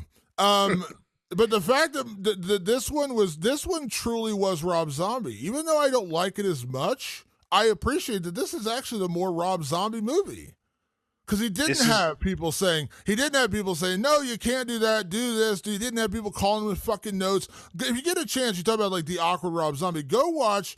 He did Joe Rogan's podcast a couple of years ago, and they talked about this. And Joe's like, what was it like making Halloween? And Rob just was like, fuck, man, that was like one of the worst experiences. Like, I wanted to quit filmmaking because how bad that was. And he went through like the constant calls and notes and set visits and fucking all the interference. And it made him genuinely dislike the idea of making movies. Like, it was so bad. And then it came out and exploded, did really well. I think part of the story he tells on Rogan's podcast, he said, like, the week before it came out, Harvey and Bob Weinstein called me like, fuck this movie. It's the worst thing we've ever seen. This is a piece of shit. I can't believe this is actually being released in the theaters. Fuck this movie. And Rob's just like, what the fuck? Comes out, biggest opening ever in September. They call him back and said, what a great job, Rob. Like, fucking kudos. What a great job. That, I was like, Jesus Christ, man. So even though I don't like this one as much, this is the more authentic Rob Zombie movie because Malik Akkad went to him and said, dude, fuck all the people. Just make your movie. Yeah, the Akkads definitely, they deserve a little bit of credit for just letting him do his thing this time around because they knew they needed the sequel to be done. And they're like, why don't we just let the guy who made the money for us on the remake redo it? Let him do his fucking thing. He did his fucking thing. And as I said earlier, this is essentially a Rob Zombie movie that just happens to take place in Haddonfield. Like, that's really what it is. It's very much just a Rob Zombie movie. Put it over there with 31 and Salem's Lot and Devil's Rejects and House of a Thousand Corpses. It's one of those movies. Don't think about it like the Halloween movies. It just happens to have Michael Myers in it, but it's so radically different. It's so radically Rob Zombie. And this whole year people have been like, because Halloween Ends created a lot of discussion, as you know, Damon. And when those lists came back out, when people were like re-ranking the Halloween franchise, I saw Halloween 2 popping up top 3 on lots of people's lists, a lot of lists where it was number 1. And I was like, whoa, okay. Like, I thought I was wild being like, Rob Zombie's '07 Halloween is my favorite Halloween movie. And some people are like, sorry, it's number 2, actually. But I think that it resonates for certain people that way because they're just like, this is wholly his. This is him letting go of any thing that he felt beholden to when he was remaking it. Now he's just making his movie. And I respect Halloween 2 on a whole new level, really seeing it that way these last few times. And in the 100+ comments that I addressed when I made my little TikTok post, I was explaining that to people, and some people were picked up on it and brought it in. They were just like, dude, we just love how like it was so his movie. And that takes Malik Akkad and the family to just go, yeah, man, that last thing sucked. By the way, anyone who's worked with Weinstein, besides the fact that he's a total fucking dirtbag piece of shit, he tortured directors. He absolutely tortured them. They hated him. They loathed him. Him and his brother were absolute tyrants. And they made everybody want to quit directing. That's how they did business. They were shitheads.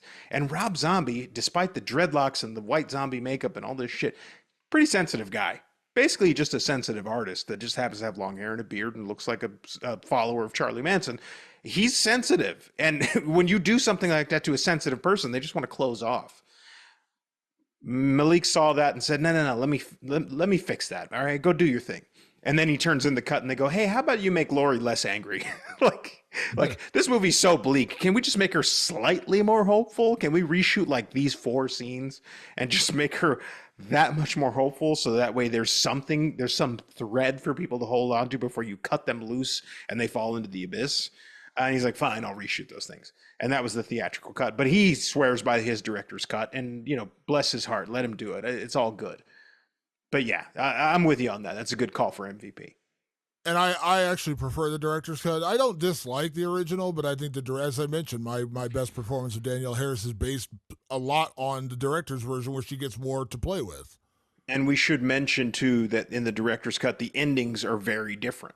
So Damon, in the theatrical cut, there is a showdown between, she has Michael Myers has Laurie trapped in that little shack or whatever, and she thinks he's holding her there. And when Loomis walks in, he realizes, oh my God, no, actually, she's in the throes of psychosis, just like Michael. Like, I'm now witnessing losing her to this same family problem, which is they have this terrible mental break that is happening. It's already happened to Michael, and I'm watching it happen to Laurie right here and right now.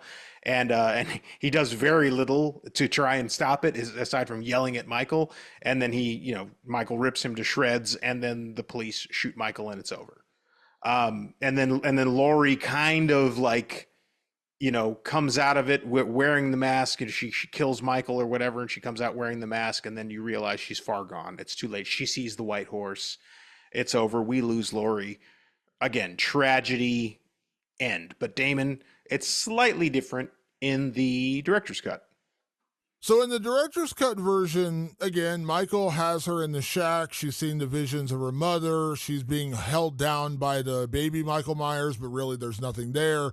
She's having a psychotic break just like her brother. When Loomis shows up, very much similar, where he's just like, stop, Michael, stop. He's trying to get him to stop. There's actually a really, really cool, like, again, talking about cinematography, there's a really cool shot where, like, he's yelling, you hear the helicopters outside, the police, the sirens, and then there's a really, really cool shot from above the shack where it just all goes dead silent for a moment. It's a really cool shot. And then you go back inside, and Michael grabs Loomis and they crash through the wall of the house, like to basically crash through the side of the house and come out the other side. And he ends up, this is the worst, this is probably the bad part of the director's cut. He grabs Loomis and he says, die. Michael Myers talks, which, yeah, if you're going to make a controversial move, I guess that's the one to make. We'll get to it. Even I didn't like that. He stabs Loomis. Loomis falls down, and the police blow him away because at that point they got an open shot and they kill Michael Myers. And then Laurie comes out of the thing, and she grabs Michael's knife from his hand. And some of the zealous cops who aren't as deeply entrenched as Brackett and some of the other people shoot Laurie. And Brackett's like, "Hold your fire! Hold your fire! Holy shit!" And she gets shot, and we have to assume she's killed. Now the ending of we see Laurie in the asylum where she's in the psychiatric ward and she's looking at the camera, very Anthony Perkins, Psycho. That great scene at the end of Psycho where he's looking at it, you're like, you wouldn't even hurt a fly. Like, that's very much the look she's giving the camera, like she's gone. And I've heard people say, well, hold on, didn't she get shot and killed? And I said, yeah, I think I heard Rob Zombie explain that, like, that's just in her head as she's dying. Like, she's gone. Like, that's just her, the last seconds of her life is like, she's just gone. She's completely crossed over to full-blown insanity, which he's talked about in his director's cut. That was really what he wanted to explore, was like her psychotic break and just traveling further down to where she's almost meeting her brother on that side of crazy. So that's the ending. And I kind of forgot about the original where she falls into like a rake or something and then she stabs him and then she walks out wearing the mask and, it's kind of a weird ending. I prefer the director's cut. I don't like the whole die thing. That was kind of stupid. But I like, because like that seems real. Like she would come out, she grabbed this knife and they shot her. Like that's what would probably happen. I kind of prefer the director's cut ending. Yeah, I can. I think I like 99.9% of the director's cut ending. I just don't like him shouting "die." Like it doesn't work for me. And I don't even care that like Michael Myers talks necessarily. It's just like it just didn't work. It's like the Martha moment in Batman versus Superman. It's like, I see what you were up to there. It just didn't work. Don't worry about it. Yeah. Why'd you call her Martha? I know what they were doing. It just didn't work. That's all. Oh yeah, I know you like that movie, but that's the moment. Much like many fans of that movie, I'm like, why'd you say Martha? I'm like, oh my Jesus Christ! Like this is really what we're going with. Yeah, I'm not sure that Ben Affleck was like going, "This is my Oscar moment." I think he was just like, "I'm gonna make a shit fucking load of money right now." Martha. Patrick, let's move on to our next category, and I love this category: favorite zombie character. Now, if you've watched a lot of Rob Zombie films, and I'll be honest, I am a Rob Zombie fan. I just mentioned, if you're going to pin me down to my favorite horror movie, it's The Devil's Rejects. Out of all the movies that Rob Zombie's made, we're not really doing a list tonight or a ranking or anything, but there's really not one. I mean, I'm not a big fan of 3 from Hell. I kind of felt that was an unnecessary sequel. Didn't really love that. The Munsters movie didn't really work for me. That was kind of, I know he loved the Munsters. He wanted to do it. Didn't really work for me, but by and large, I like pretty much everything else he's done. 31 to me is his most underrated work. I love 31. So I'm a big Rob Zombie fan. But you'll notice Rob Zombie, like Tarantino and like a lot of eccentric directors, loves to reuse a lot of the cast and characters who make reappearances in all his movies. We mentioned Sherry Moon Zombie, which is kind of an obvious one, but a lot of these people make appearances. So Patrick, who is your favorite zombie character in Halloween 2? There's a lot of them. There's so many, and I left so many on the cutting room floor. It was actually painful, but I was like, I'm just going to narrow this down.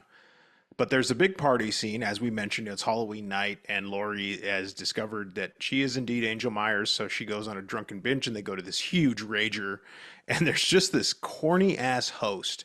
And it was plucked right out of, I swear, you remember the Battle of the Bands scene in Cheech and Chong's Up in Smoke? Oh yeah. That's what this scene was. It was the scene of the weirdest losery counterculture weirdos, and it was hosted by this guy who's kind of this buck-toothed vampire bad joke host. And it was so Rob Zombie, and I love and I said this in my TikTok post. He has fantastic casting. And just top to bottom, he just picks people and goes, your face is weird and you say things funny. You're in, because he wants to paint that picture of life, the life that you and I grew up with. I think that's why I'm so attracted to his movies, is it reflects people. I'm like, oh, that's my uncle. Oh, that's my creepy cousin. I see my family in all of this. And that guy, that host, saying his bad jokes and bombing on stage and like trying to hype the crowd up in between sets from the horror like rockabilly band and all this shit. I was just like, God damn, like how does he do it where he can pluck people out? And that guy was not too dissimilar to the security guard at the strip club too. Same kind of guy, like kind of a bucktooth, greasy haired fucko. It's the same actor. It's Jeff Daniel Phillips. It's the same actor playing both characters. That's right. Yeah, he's playing both characters, but it's just that it's like there's no wonder, or even like the strip club owner or stuff like that. Like there's just a grit to these people, a reality to these people. So I just had to pick him because, it's funny that it worked out that he was both guys in the movie, but it's just I just loved it. Jeff Daniel Phillips is one of the guys. He's appeared in a lot of Rob Zombie films. So he played Herman Munster in The Munsters. He's very much a Rob Zombie guy. And it's funny you mentioned that because my pick, I like to like, that's where I joked because his character's name was Seymour Coffins. That's what I said my name was at the beginning of the podcast. So I had a couple of ideas here because I love Richard Brake. I think he was great in this too. I've said for years, if we were 20 years ago, because he's a little older now, I said Richard Brake would have been a great Freddy Krueger. I think he's such a fucking creepy guy. Yes. He's got such a demeanor about him. He's a little older now, and if you're going to remake Freddy, you got to have somebody who can stick around for 20 years probably to make some sequels. He's probably a little too old for that, but God, he's fucking good. I love Richard Brake. Almost went with him as just a creepy, weird coroner guy. But I decided to go down a different road and go with Daniel Roebuck as Big Lou, the strip club owner. Now, there's one common theme of all Rob Zombie movies. Yes, he's very brutal and he does not pull punches when it comes to gore and brutality. That's a staple. But the other staple of Rob Zombie movies is they're always very horny movies. Yes. Everyone wants to fuck in a Rob Zombie movie. Like everyone is walking around with a constant hard on in these movies. And Big Lou, who has that weird scene where he's playing the Frankenstein character handing out candy early in the movie, which is bizarre enough as it is. But then we go to the strip club, the Red Rabbit, where they actually have outside the home of Deborah Myers, where they literally advertise that that's like where she strip. He's in there talking to one of the strippers, and he's just like, here's my appearance on TV. And then, they're getting ready to have sex, and he's just the creepy. Like, I've been around. I did work at a strip club before, like little inside baseball here once upon a time. And I'm not listen. I mean, listen. People who I'm not. By the way, there's nothing. It's all good.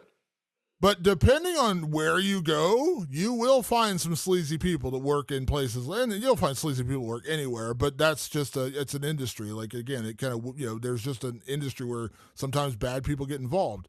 Much like again when you have a power broker like a total sleazebag like Harvey Weinstein. I've seen people around those industries that are kind of creepy, and again, it's a sex-based industry, and there's horny sex-based dudes. Big Lou was just that guy. He was just like, man, I'm Big Lou. I'm wearing a Frankenstein mask. I'm gonna bang one of the girls, and then when Michael Myers comes in, he's got the gun out, and he's like, I'm gonna put two in your face, motherfucker. He's just Daniel Roebuck, and I always remember Daniel Roebuck. The way I always remember him is he was always Arzt from Lost. He was the teacher in Lost who gets blown up by the dynamite, and he's like, and I always remember the line when Hurley says, "You got some Arzt on you, dude," because he had part of the guy's blown up body on him. He's like, "You got some Arzt on you, dude." Daniel Roebuck Daniel Roebuck also in Terrifier 3, by the way. He plays Santa in Terrifier 3. That's right. He was Santa in Terrifier 3. He's very much he's got a very brief appearance in Devil's Rejects. He's very much a Rob Zombie guy, and I just loved that Big Lou. I was like, I know Big Lou. Like you said, that's your uncle, your cousin. I probably at some point cross paths with Big Lou. I've known a Big Lou or two in my day, like 100%, and that's just the charm of these movies. As if you're guys like us who grew up on the wrong side of the tracks, you've known a Big Lou or two. Yeah, and you've known people who are just constantly horny, and that's the other staple. That's another staple of being blue collar is you're constantly trying to bone, constantly. I love it.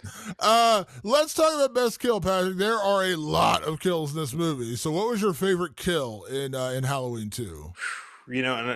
I really combed over this is one of those movies where you can do best kill and best gore and they don't intersect. There's like so much gore all on its own and kills on screen all on their own. We got two categories out of it this week. Mine had to go to the nurse who gets knifed. Now that nurse is not just any old nurse. That's Octavia Spencer, who was earlier in her career. She was still getting her feet wet as an actor, but some of the brilliance was already there, Damon. I think you know what I'm talking about. And this is a dream sequence in Laurie's mind. But as the nurse walks out of the door, and Laurie's like wandering around, it's Octavia Spencer. She turns around. She's got a big knife slash in her face, and you can see the shock on her face. Like, I don't realize that I've just been like slashed across the face. And then Michael Myers comes barreling in. Octavia lets out this fucking squeal, this plea for fucking mercy that is so bone chilling. And then he proceeds to stab her multiple times. Then they cut the camera down to the floor, and her face is hitting the floor as he's stabbing her with full force. It's the most brutal kill in the movie, in my opinion. There's a lot of brutal kills. But something about the way that scene was constructed to create maximum dread, to create maximum horror, to create maximum terror, and to just kick off this movie and explain, like, you all are fucked. Like, Michael Myers is this bad and nasty and dirty. And it's one of those moments that, like, it just keeps sticking with me about how good it was. So I'm going to go in a little different direction because our next category is going to be best gore. And so that's going to kind of twist into my best kill, like as far as like best gore. But my best kill, I'm going to go for a similar factor that I'm pretty sure this was my answer in 2007's Halloween, and that's the emotional kill. And in the original one, it was Danny Trejo. Such a sad, like, he was just trying to help the guy, and when he drowns him, it's not brutal in terms of, like, there's no blood. Well, there is blood, but, like, you're not stabbing. It's emotionally brutal. It's just like, holy shit. Like, that's the moment where you're like, this fucking guy is gone. Like, there is no emotion left in him. He's killing the guy who's, like, being sweet to him. This movie, to me, it was Annie's death. And even though technically it kind of takes place off screen, we have to see a little bit of flashback of it. But when she's standing there about to brush her teeth and she closes the mirror and you see Michael behind her and she turns and looks, the fucking look of just dread and fear on Danielle Harris's face as Annie is fucking chilling. And then when Laurie comes home and goes up to the bathroom and you open the door and it's just fucking blood all over the walls, and Annie's been brutalized. You see some of the flash of him crashing, throwing her fucking through the house. That was the one that wrecked me because you could tell, like, again, if you watch the director's cut, like, you're realizing, like, Annie's almost kind of being neglected in a way because everyone's so worried about Laurie, and rightfully so, but they've kind of neglected Annie. Like, she went through the same shit, and she's kind of, like, having to put on the strong face. Like, she's the one who, when Laurie breaks down, she's the one holding her hair when she's vomiting. She's the one being like, it's going to be okay. I'll be here for you. Who's there for Annie? It doesn't seem like she has that person. And so the tragedy of her just getting absolutely fucking destroyed after what she already went through, and the same guy coming back and finishing the job, and when Laurie's holding her, and she's like, hold on, and she died. That's a gut punch in this movie. That is a gut punch moment, and a very, like, French Extremity moment where the door swings open and it's literally the walls, the ceiling covered in dripping blood. I mean, just an absolute gore fest. That could have been its own best gore all on its own. And poor, naked, defeated Annie, and you're just like, fuck, come on, man. Like, her life basically came full circle from the first time she met Michael Myers. She died naked and screaming. Like, and you're just going, fuck. Again, it's a tragedy. If you got the guts for it, you're going to get a full-blown tragedy in this movie. That death is a 100% gut punch. Yeah, that was the Danny Trejo where it was over. I was like, fuck, man. Like that, and that's going back again, not to keep reiterating my point about how much I like these movies. That to me was the biggest difference in these Halloween movies versus a lot of Halloween movies. I didn't really have that emotional connection to a lot of the characters in the original and or the yes. more recent sequels. Danny Trejo's character in the original, that fucking hurt, man. When you're like, God, this guy was just a sweet, nice, orderly. Like, when the other guy was being a dickhead to Michael, he's just like, fuck off. I've been taking care of this kid for 15 years. We understand each other. He cared. He tried to care. And Michael just fucking brutally kills him because Michael doesn't give a fuck because he's just broken. And same thing with Annie. Like, again, she's the afterthought. She's not the one everyone's worried about, yet she went through it too. And now she just fucking gets brutally murdered. It's just, oh man, like I said, it's like a mule kick in the head. Like, oh my god, just again, the emotional turmoil of that is just, oh man, it's devastating. To that point, let's talk about best gore, because boy, oh boy, this movie is fucking gory. And you said French Extremity. Yeah, this is like Rob Zombie was auditioning to make his own French Extremity movie. Like, yeah. Oh my God. Yeah, it's just brutal gore in this movie, and very early on in a great scene with Richard Brake and what's his name? God damn it. Dayton Cali. Thank you. Dayton Cali and Richard Brake are the two creepy coroners, and they're swapping war stories and fucking pervert stories on their way to cart Michael Myers. Can I tell you a joke? What's the difference between jam and jelly? You can't jam your dick into a dead woman's eye or whatever. You can't jelly your dick into a dead woman's eye. Oh, yeah, you can't jelly your dead. Like, oh my god, like these jokes. Yeah, so raw. And there's dudes like that. Like, that's the sad truth is, like, I probably met a guy or two's talk that way. But anyway, in the middle of all that, Richard Brake just screams, "Cow! What? Cow!" And they smash into a cow on a, and Damon, you know about Ohio roads. You better fucking watch out in the middle of the night, because if you fucking run into a cow, you're fucking done. Okay. That's a fucking 1,000-pound animal, and you're going 60 miles an hour down a road. It's not ending well for you. It just won't. And it doesn't end well. And the aftermath is, of course, just mush, just literally hamburger meat all over the street. And then they cut to the driver's face. And I mean, it looks like somebody took a sledgehammer to his face 7 times without rest. And then Richard Brake comes to, and he's in a world of hurt too. And I was just like, God damn, that's a brutal fucking scene. Super, super gory. So it's funny. This was not planned, by the way. I absolutely did not plan this. So my best gore is the continuation of that scene when Michael Myers escapes from the back of the van, grabs a shard of broken glass from the fucking van, and here's Richard Brake gurgling in his own blood, trapped in the van, going, help me. And Michael Myers comes over and grabs him by the fucking hair, and you see the look of fear on Richard Brake's face, and he saws his fucking head off with a shard of broken glass. And it's dark and it's shadowy, so it's not as extreme, like, in terms of, like, the vision of it, but you hear the gore of him, like, the tearing of the sinew, and you hear Richard Brake going, it's hard to watch. And again, it's not technically the gory. It is gory, but just you're not seeing, but it's just so brutal as you see him sawing through this guy's fucking neck with a shard of broken glass and hearing him gurgle his last breath. And then he pulls his fucking head off. I'm just like, Jesus Christ. That was like, and that's early in the movie. That's like, that's like 20 minutes in. And they took like either a probe lens or a macro lens or something, and they got right up on the prosthetic that is Richard Brake's neck. And so you're watching the shard of windshield tearing at the tissue, at the skin tissue. I mean, it's only a brief moment. I mean, blink and you'll miss it. It's maybe a second and a half long, but it's a second and a half to tell you the story. And you're like, oh shit, like Jesus Christ, that's fucking brutal. And gory is all get out, and that sound design on top of it kind of heightens the moment. I mean, what more can gore horror ask for? And also, I think the other thing that made it so extreme was he's using a shard of glass. It's not a knife. It's not an axe. It's not a machete. It's a shard of broken glass, literally chopping through a dude's head. It's brutal. It's just big shard of windshield. You're just like, holy shit, Jesus fucking Christ, Rob. Who pissed you off? Who hurt you, Rob? Did John Carpenter hurt you that bad? Can you point to the doll where the bad man touched you? Like, what's going on here, Rob? Like, what happened? Jesus Christ.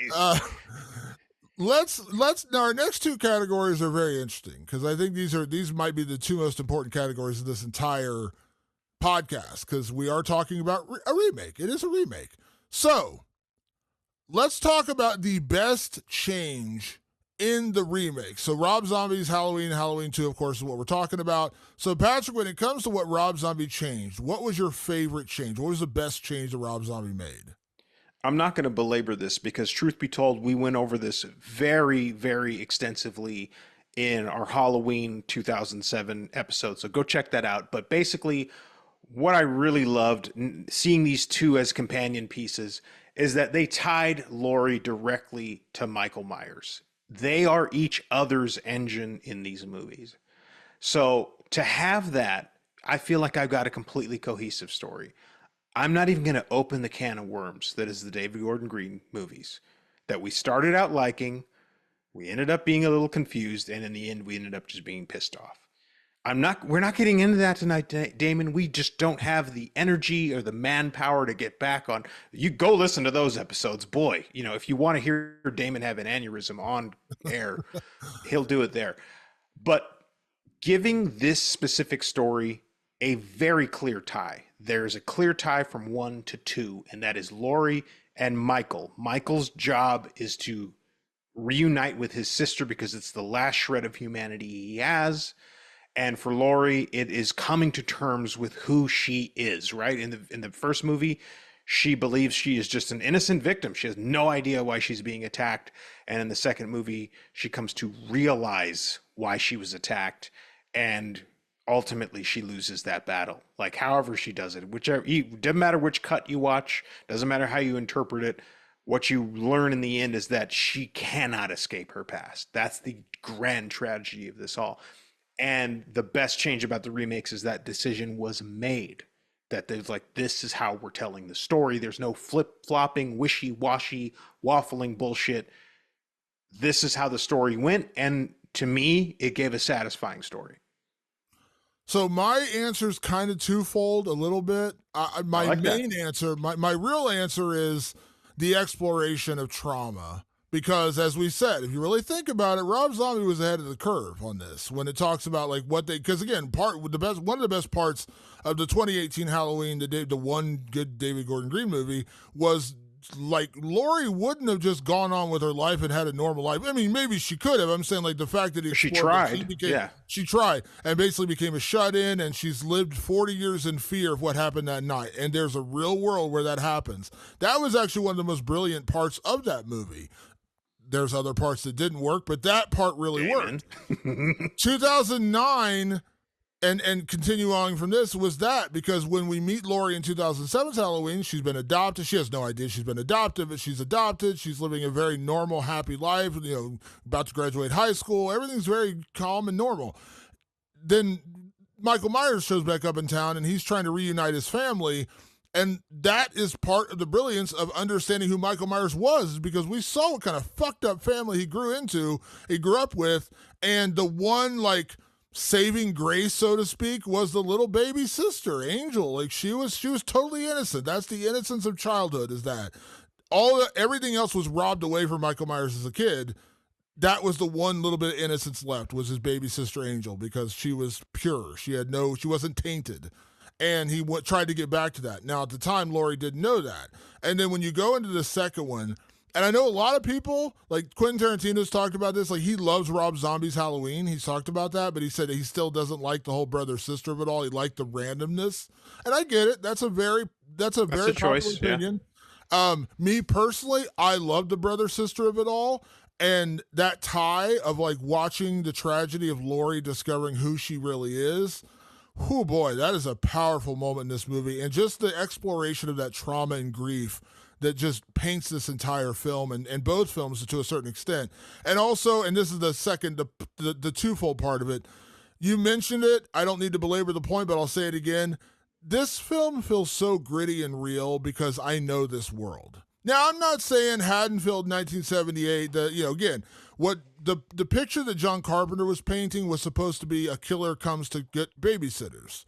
He wasn't trying to explore that these were damaged babysitters or a damaged Michael Myers. It was just a cool way to put a killing machine after what is supposed to be a group of pretty innocent, normal teenage girls. That's fine. And I like the original Halloween. Everyone most people do. But when you get into the nitty gritty of what Michael Myers grew up in, and holy shit, that was like flashbacks of my childhood in some of those scenes. Seriously. I feel the same way.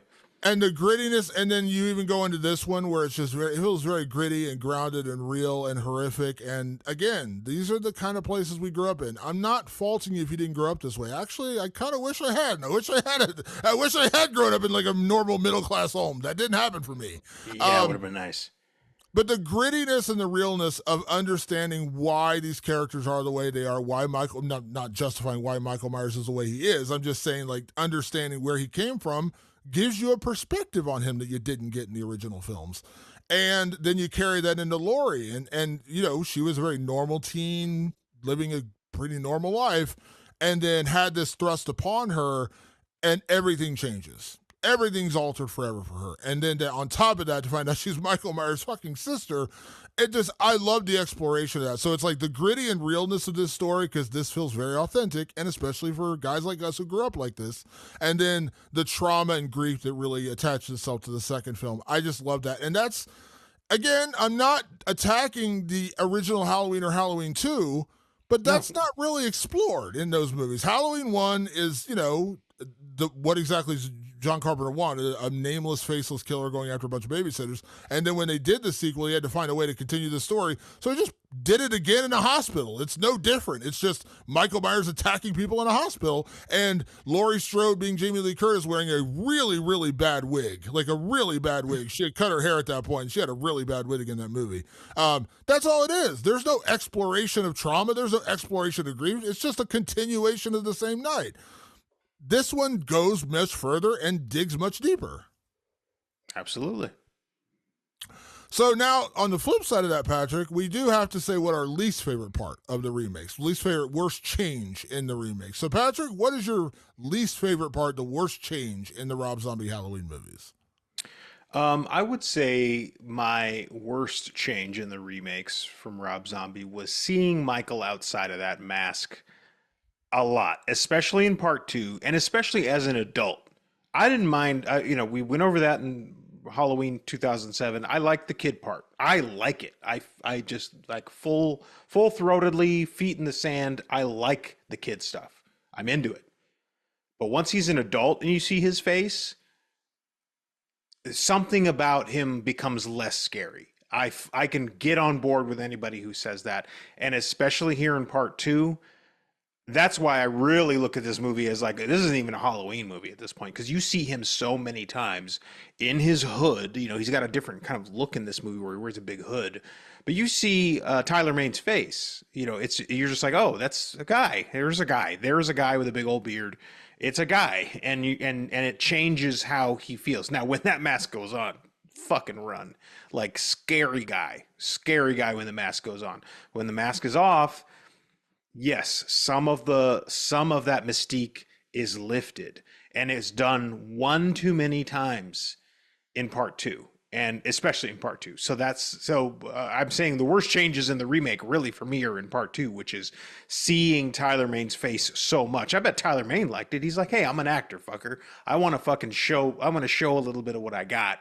I don't want to just be behind a mask all the time. I'm sure that was part of Rob Zombie's rationale too. It's like, if we are setting ourselves apart, what do we need to do that? Let's get him outside of the mask a few times. And they did it.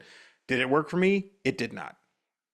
Yeah, I agree. It didn't really work for me either. And I'm not going to I'm not going to pontificate on this subject again, but for me, the worst part of the remake that I didn't like was just the Loomis part, just turning him into a buffoon. I'm not even faulty. What you talked about, like him becoming a fame-seeking whore, so to speak, like I don't even really have a problem with that writing the book. No, it's just they made him seem dumb. Like they kind of turned him into like, from like, he got dumb. He became dumb. Yeah.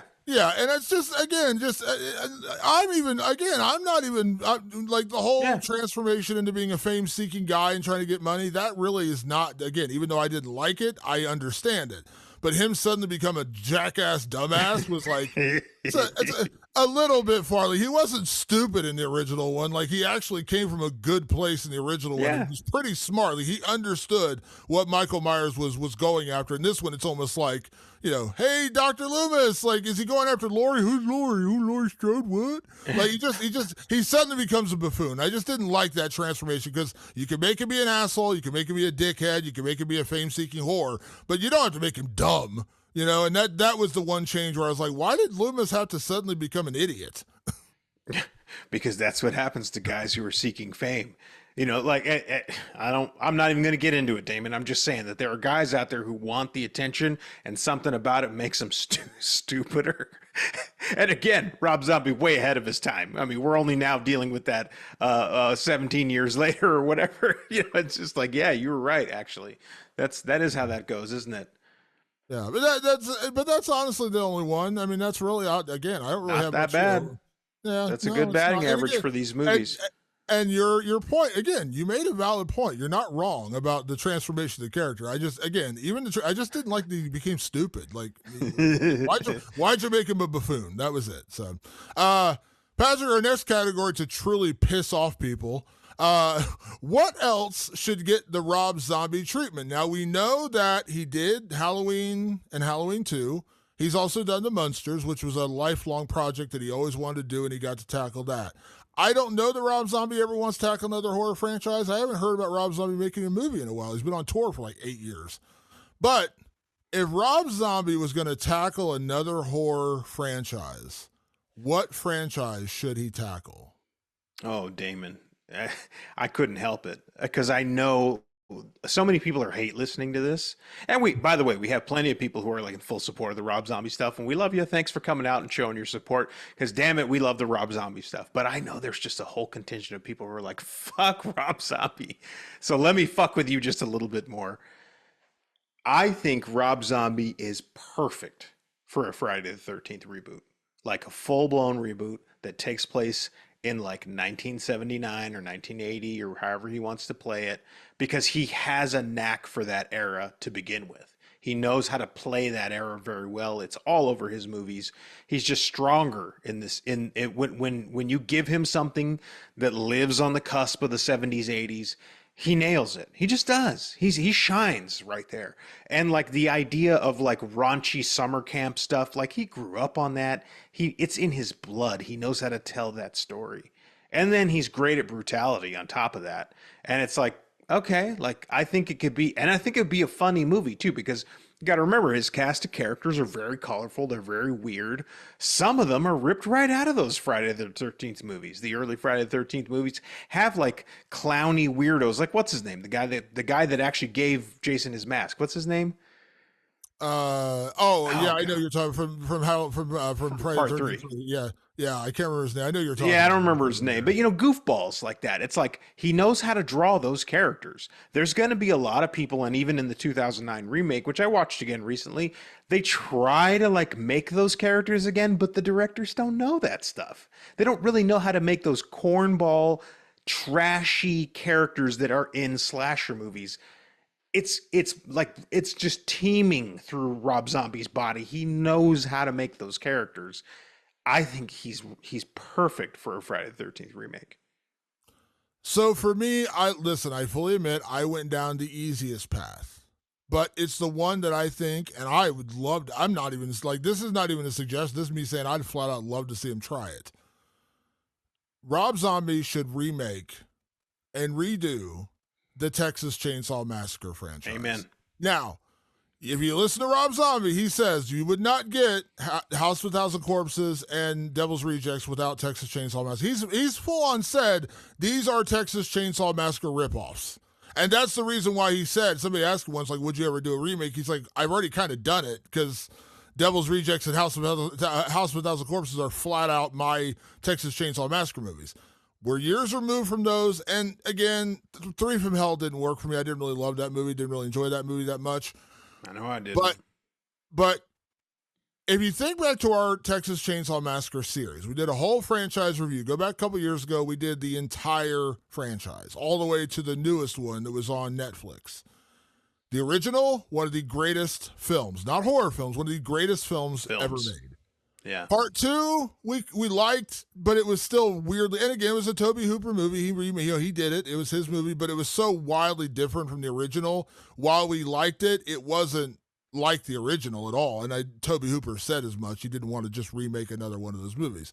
And I kind of liked Part 3 a little bit. You didn't like it. I think I liked it a little bit more than you did. But and then everything else, even the remakes, like I said, Texas Chainsaw Massacre, the beginning is probably the one of the remake, reboots, whatever, that we liked. But even that was like that's still on like the lower end of the scale of like good Texas Chainsaw Man. There's not a lot. Is what I'm getting at. Like the original, you can't, like, even Friday the 13th, like your favorite one is number 7. My favorite Nightmare on Elm Street is part 3.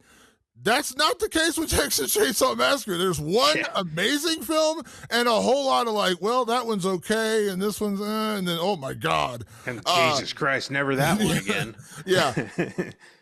Give it to Rob Zombie. If anyone could get it right and make a compelling version of that family, of the Sawyer family, and a new Leatherface, I think Rob Zombie could pull it off. And I know, again, he's already kind of made it, but dude, give it to me.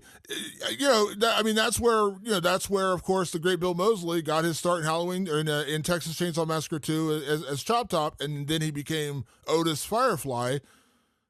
There's a magic just waiting to happen there. Oh my God, Damon. If I had a billionaire fantasy, right? I got billions of dollars. Most of the time, I'm just going to help people out because that's the kind of guy I am. But I'm also going to go up to Rob Zombie and go, we're making it. I don't care if it ever releases in a theater, and I'm giving you full creative control. You won't get a note from me. Just go make it.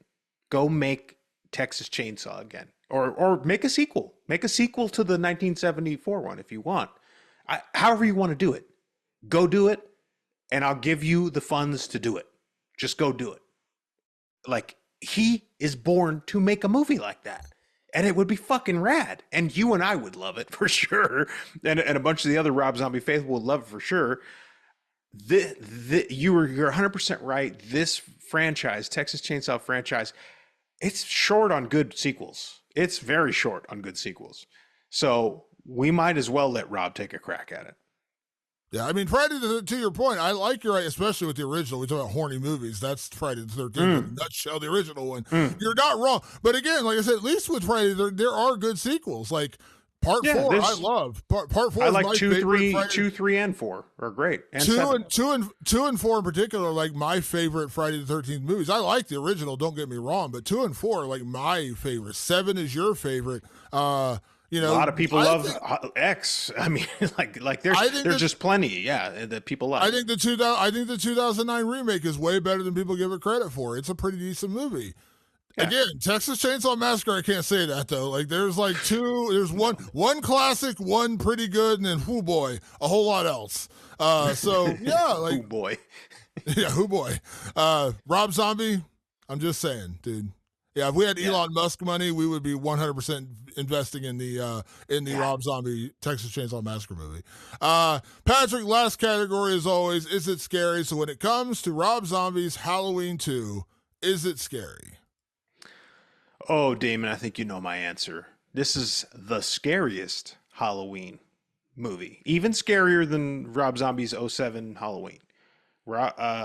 Halloween 2, 09, that's a scary movie. It's dreadful. It's nasty. It's brutal.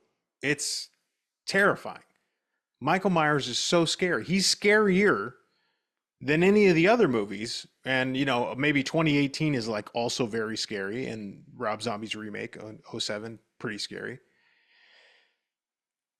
This is a terrifying movie. I said it earlier in the podcast. It's a French extremity Halloween movie. What more do I need to say? Every single French extremity movie, the answer is yes, it's scary. And this movie is 100% scary. So I agree this movie's 100% scary. And what I love about this one, I think 2007's Halloween is scarier in the traditional sense of scary. Like the movie that makes you jump out of your skin a little bit. This one's not that. But this one's fucking brutal. And that's a different level of scary, So, like, I still, again, I prefer the 2000. If you're going to make me rate them, I would still prefer the 2007 version. But the 2009 version, even with a couple of things I bump up against, the white horse, whatever the fuck, and the fucking, the Dr. Loomis of it all, this movie's brutal. And, I mean, there are some kill scenes with Michael and that knife where he's, like, grunting. That's the only sound I want him to make, by the way. I don't need him to say anything else. Just him going, "Urgh," and just you hear the stabbing motion. Jesus Christ. It's brutal. It is fucking brutal. And that is terrifying. Like I said, when they walk in that bathroom when Annie's been attacked and it's just a wall of blood, I'm like, oh, Jesus. It is wildly fucked up in the best ways possible. And this is, like I said, 2007 is a more traditional scary film. This one is the one that's uncomfortable scary, where it's just like, God, what was the blood budget in this movie? Yeah, this one's pretty brutal.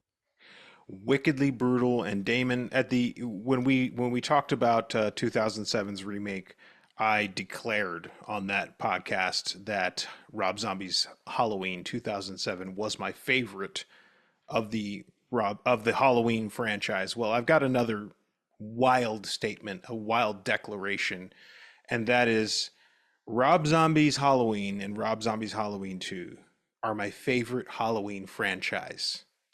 Period. All the rest, go have your fun, enjoy it. I'm not saying boo. I'm saying that there are two franchises. There's the one that John Carpenter started, and there's the one that Rob Zombie started. I prefer the Rob Zombie one, the whole franchise.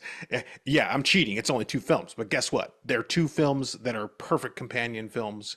They tell a perfectly cohesive story, at least to me, and thematically, visually, motifs, et cetera, et cetera. It's one cohesive piece that's so rare that we get that in horror. Talk about Friday the 13th. Talk about Texas Chainsaw Massacre. Even a little bit of Freddy, a little bit.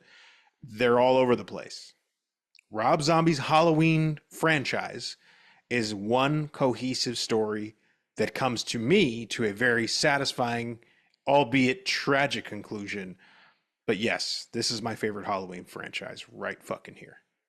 And I don't think I'm that far behind you. I don't know. Like I said, I now will declare 2007's Halloween, Rob Zombie's Halloween, is my favorite Halloween film. Full stop. Oh, yes. And when I say Season of the Witch, I love. That's not really. I mean, again, the whole problem with Season of the Witch is it's not truly a Halloween film. But I love Season of the Witch, which is also a controversial take. There's a lot of people who hate that movie. I love Season of the Witch. Clearly, you can see it by the mask behind me. But eliminating that because it's not a Michael Myers movie, 2007's Rob Zombie's Halloween is my favorite Halloween film. Full stop. It is. And, even though I bump up against some of the parts in Halloween 2, I bump up against less parts of this movie than I do in the Halloween 2 by John Carpenter. I bump up against it less than I do Halloween 4, 5, and good God, 6. The only other Halloween movie that really stands out that I still adore, and I know it's a very just another controversial take, I do like Halloween H2O. I know it was during the Scream era, so it's a much more like let's get pretty kids to star in a Halloween movie. I get it. But that's the era that got me back into horror, was that time period. And so I do like H2O. I actually really like H2O. But yeah, you're not wrong. Like, I'm not sitting here saying, like, because when you make me think about it, I like these two films together a lot more than you make me like. If you're going to make me take like the first 6 Halloweens, and let's just take part 3 out of there, part 1, 2, 4, 5, and 6. I mean, 1 is a classic. I really like part 4. Part 2 is a little rough. Part 5 is not great. And part 6 is god-awful. Then you look at David Gordon Green's version. Part 1, pretty damn good. Part 2, I grew to like it a little bit better, but still not great. Part 3 is just shoot me in the head. I don't want everyone to see it again. So yeah, like it's definitely got its audience. So yeah, so that's Halloween and Halloween 2. I know we kind of did a little bit of both because we're revisiting our Rob Zombie Halloween. Couldn't help it. Love him. Yeah, exactly. So Rob Zombie's Halloween 2, I believe it's on a couple different streaming platforms right now. I think it's on Amazon and I watched it on Peacock. Yeah, so it's available out there. Revisit it, give it a chance, try to go with a fresh and a clear mind and see if you enjoy it. As always, we appreciate everyone tuning in the podcast. If you ever have any questions, comments, tell us why you love and or hate Rob Zombie's Halloween. Send us an email, rotlivingdead@gmail.com. That's rotlivingdead@gmail.com. Or send us messages on social media. You can find us at Rewinded Living Dead on Twitter /X, on Facebook and Instagram. We'd love to hear from you guys, so please send us messages, especially about this very polarizing episode, I have a feeling. And if you also, like I said, you got questions. And also, of course, check us out on all your favorite podcast platforms Apple Podcasts, Spotify, and over on the website, rewindofthelivingdead.com, and also on YouTube. If you haven't subscribed, please do. Again, I always say this, even if you don't watch us on YouTube, but you have a YouTube, just subscribe to us, and you never have to look at our faces again if you don't want to. But we do appreciate that. And of course, if you ever want to send us personal messages, good or bad about Halloween, that's understandable. You can hit us up on social media. My social media handles everywhere is at Damon Martin, and you are? At Director Patrick and at Patrick of the Living Dead on TikTok, which birthed this very episode. Go see me over there. I love talking with people, so that's a perfect place to say hi. There you go. There you go. All right, folks, we're going to get out of here. Want to say a big thank you, as always, to everyone that tunes in to Rewind of the Living Dead. We'll be back next week with a brand new episode. Thanks for tuning in. We will see you then. Peace.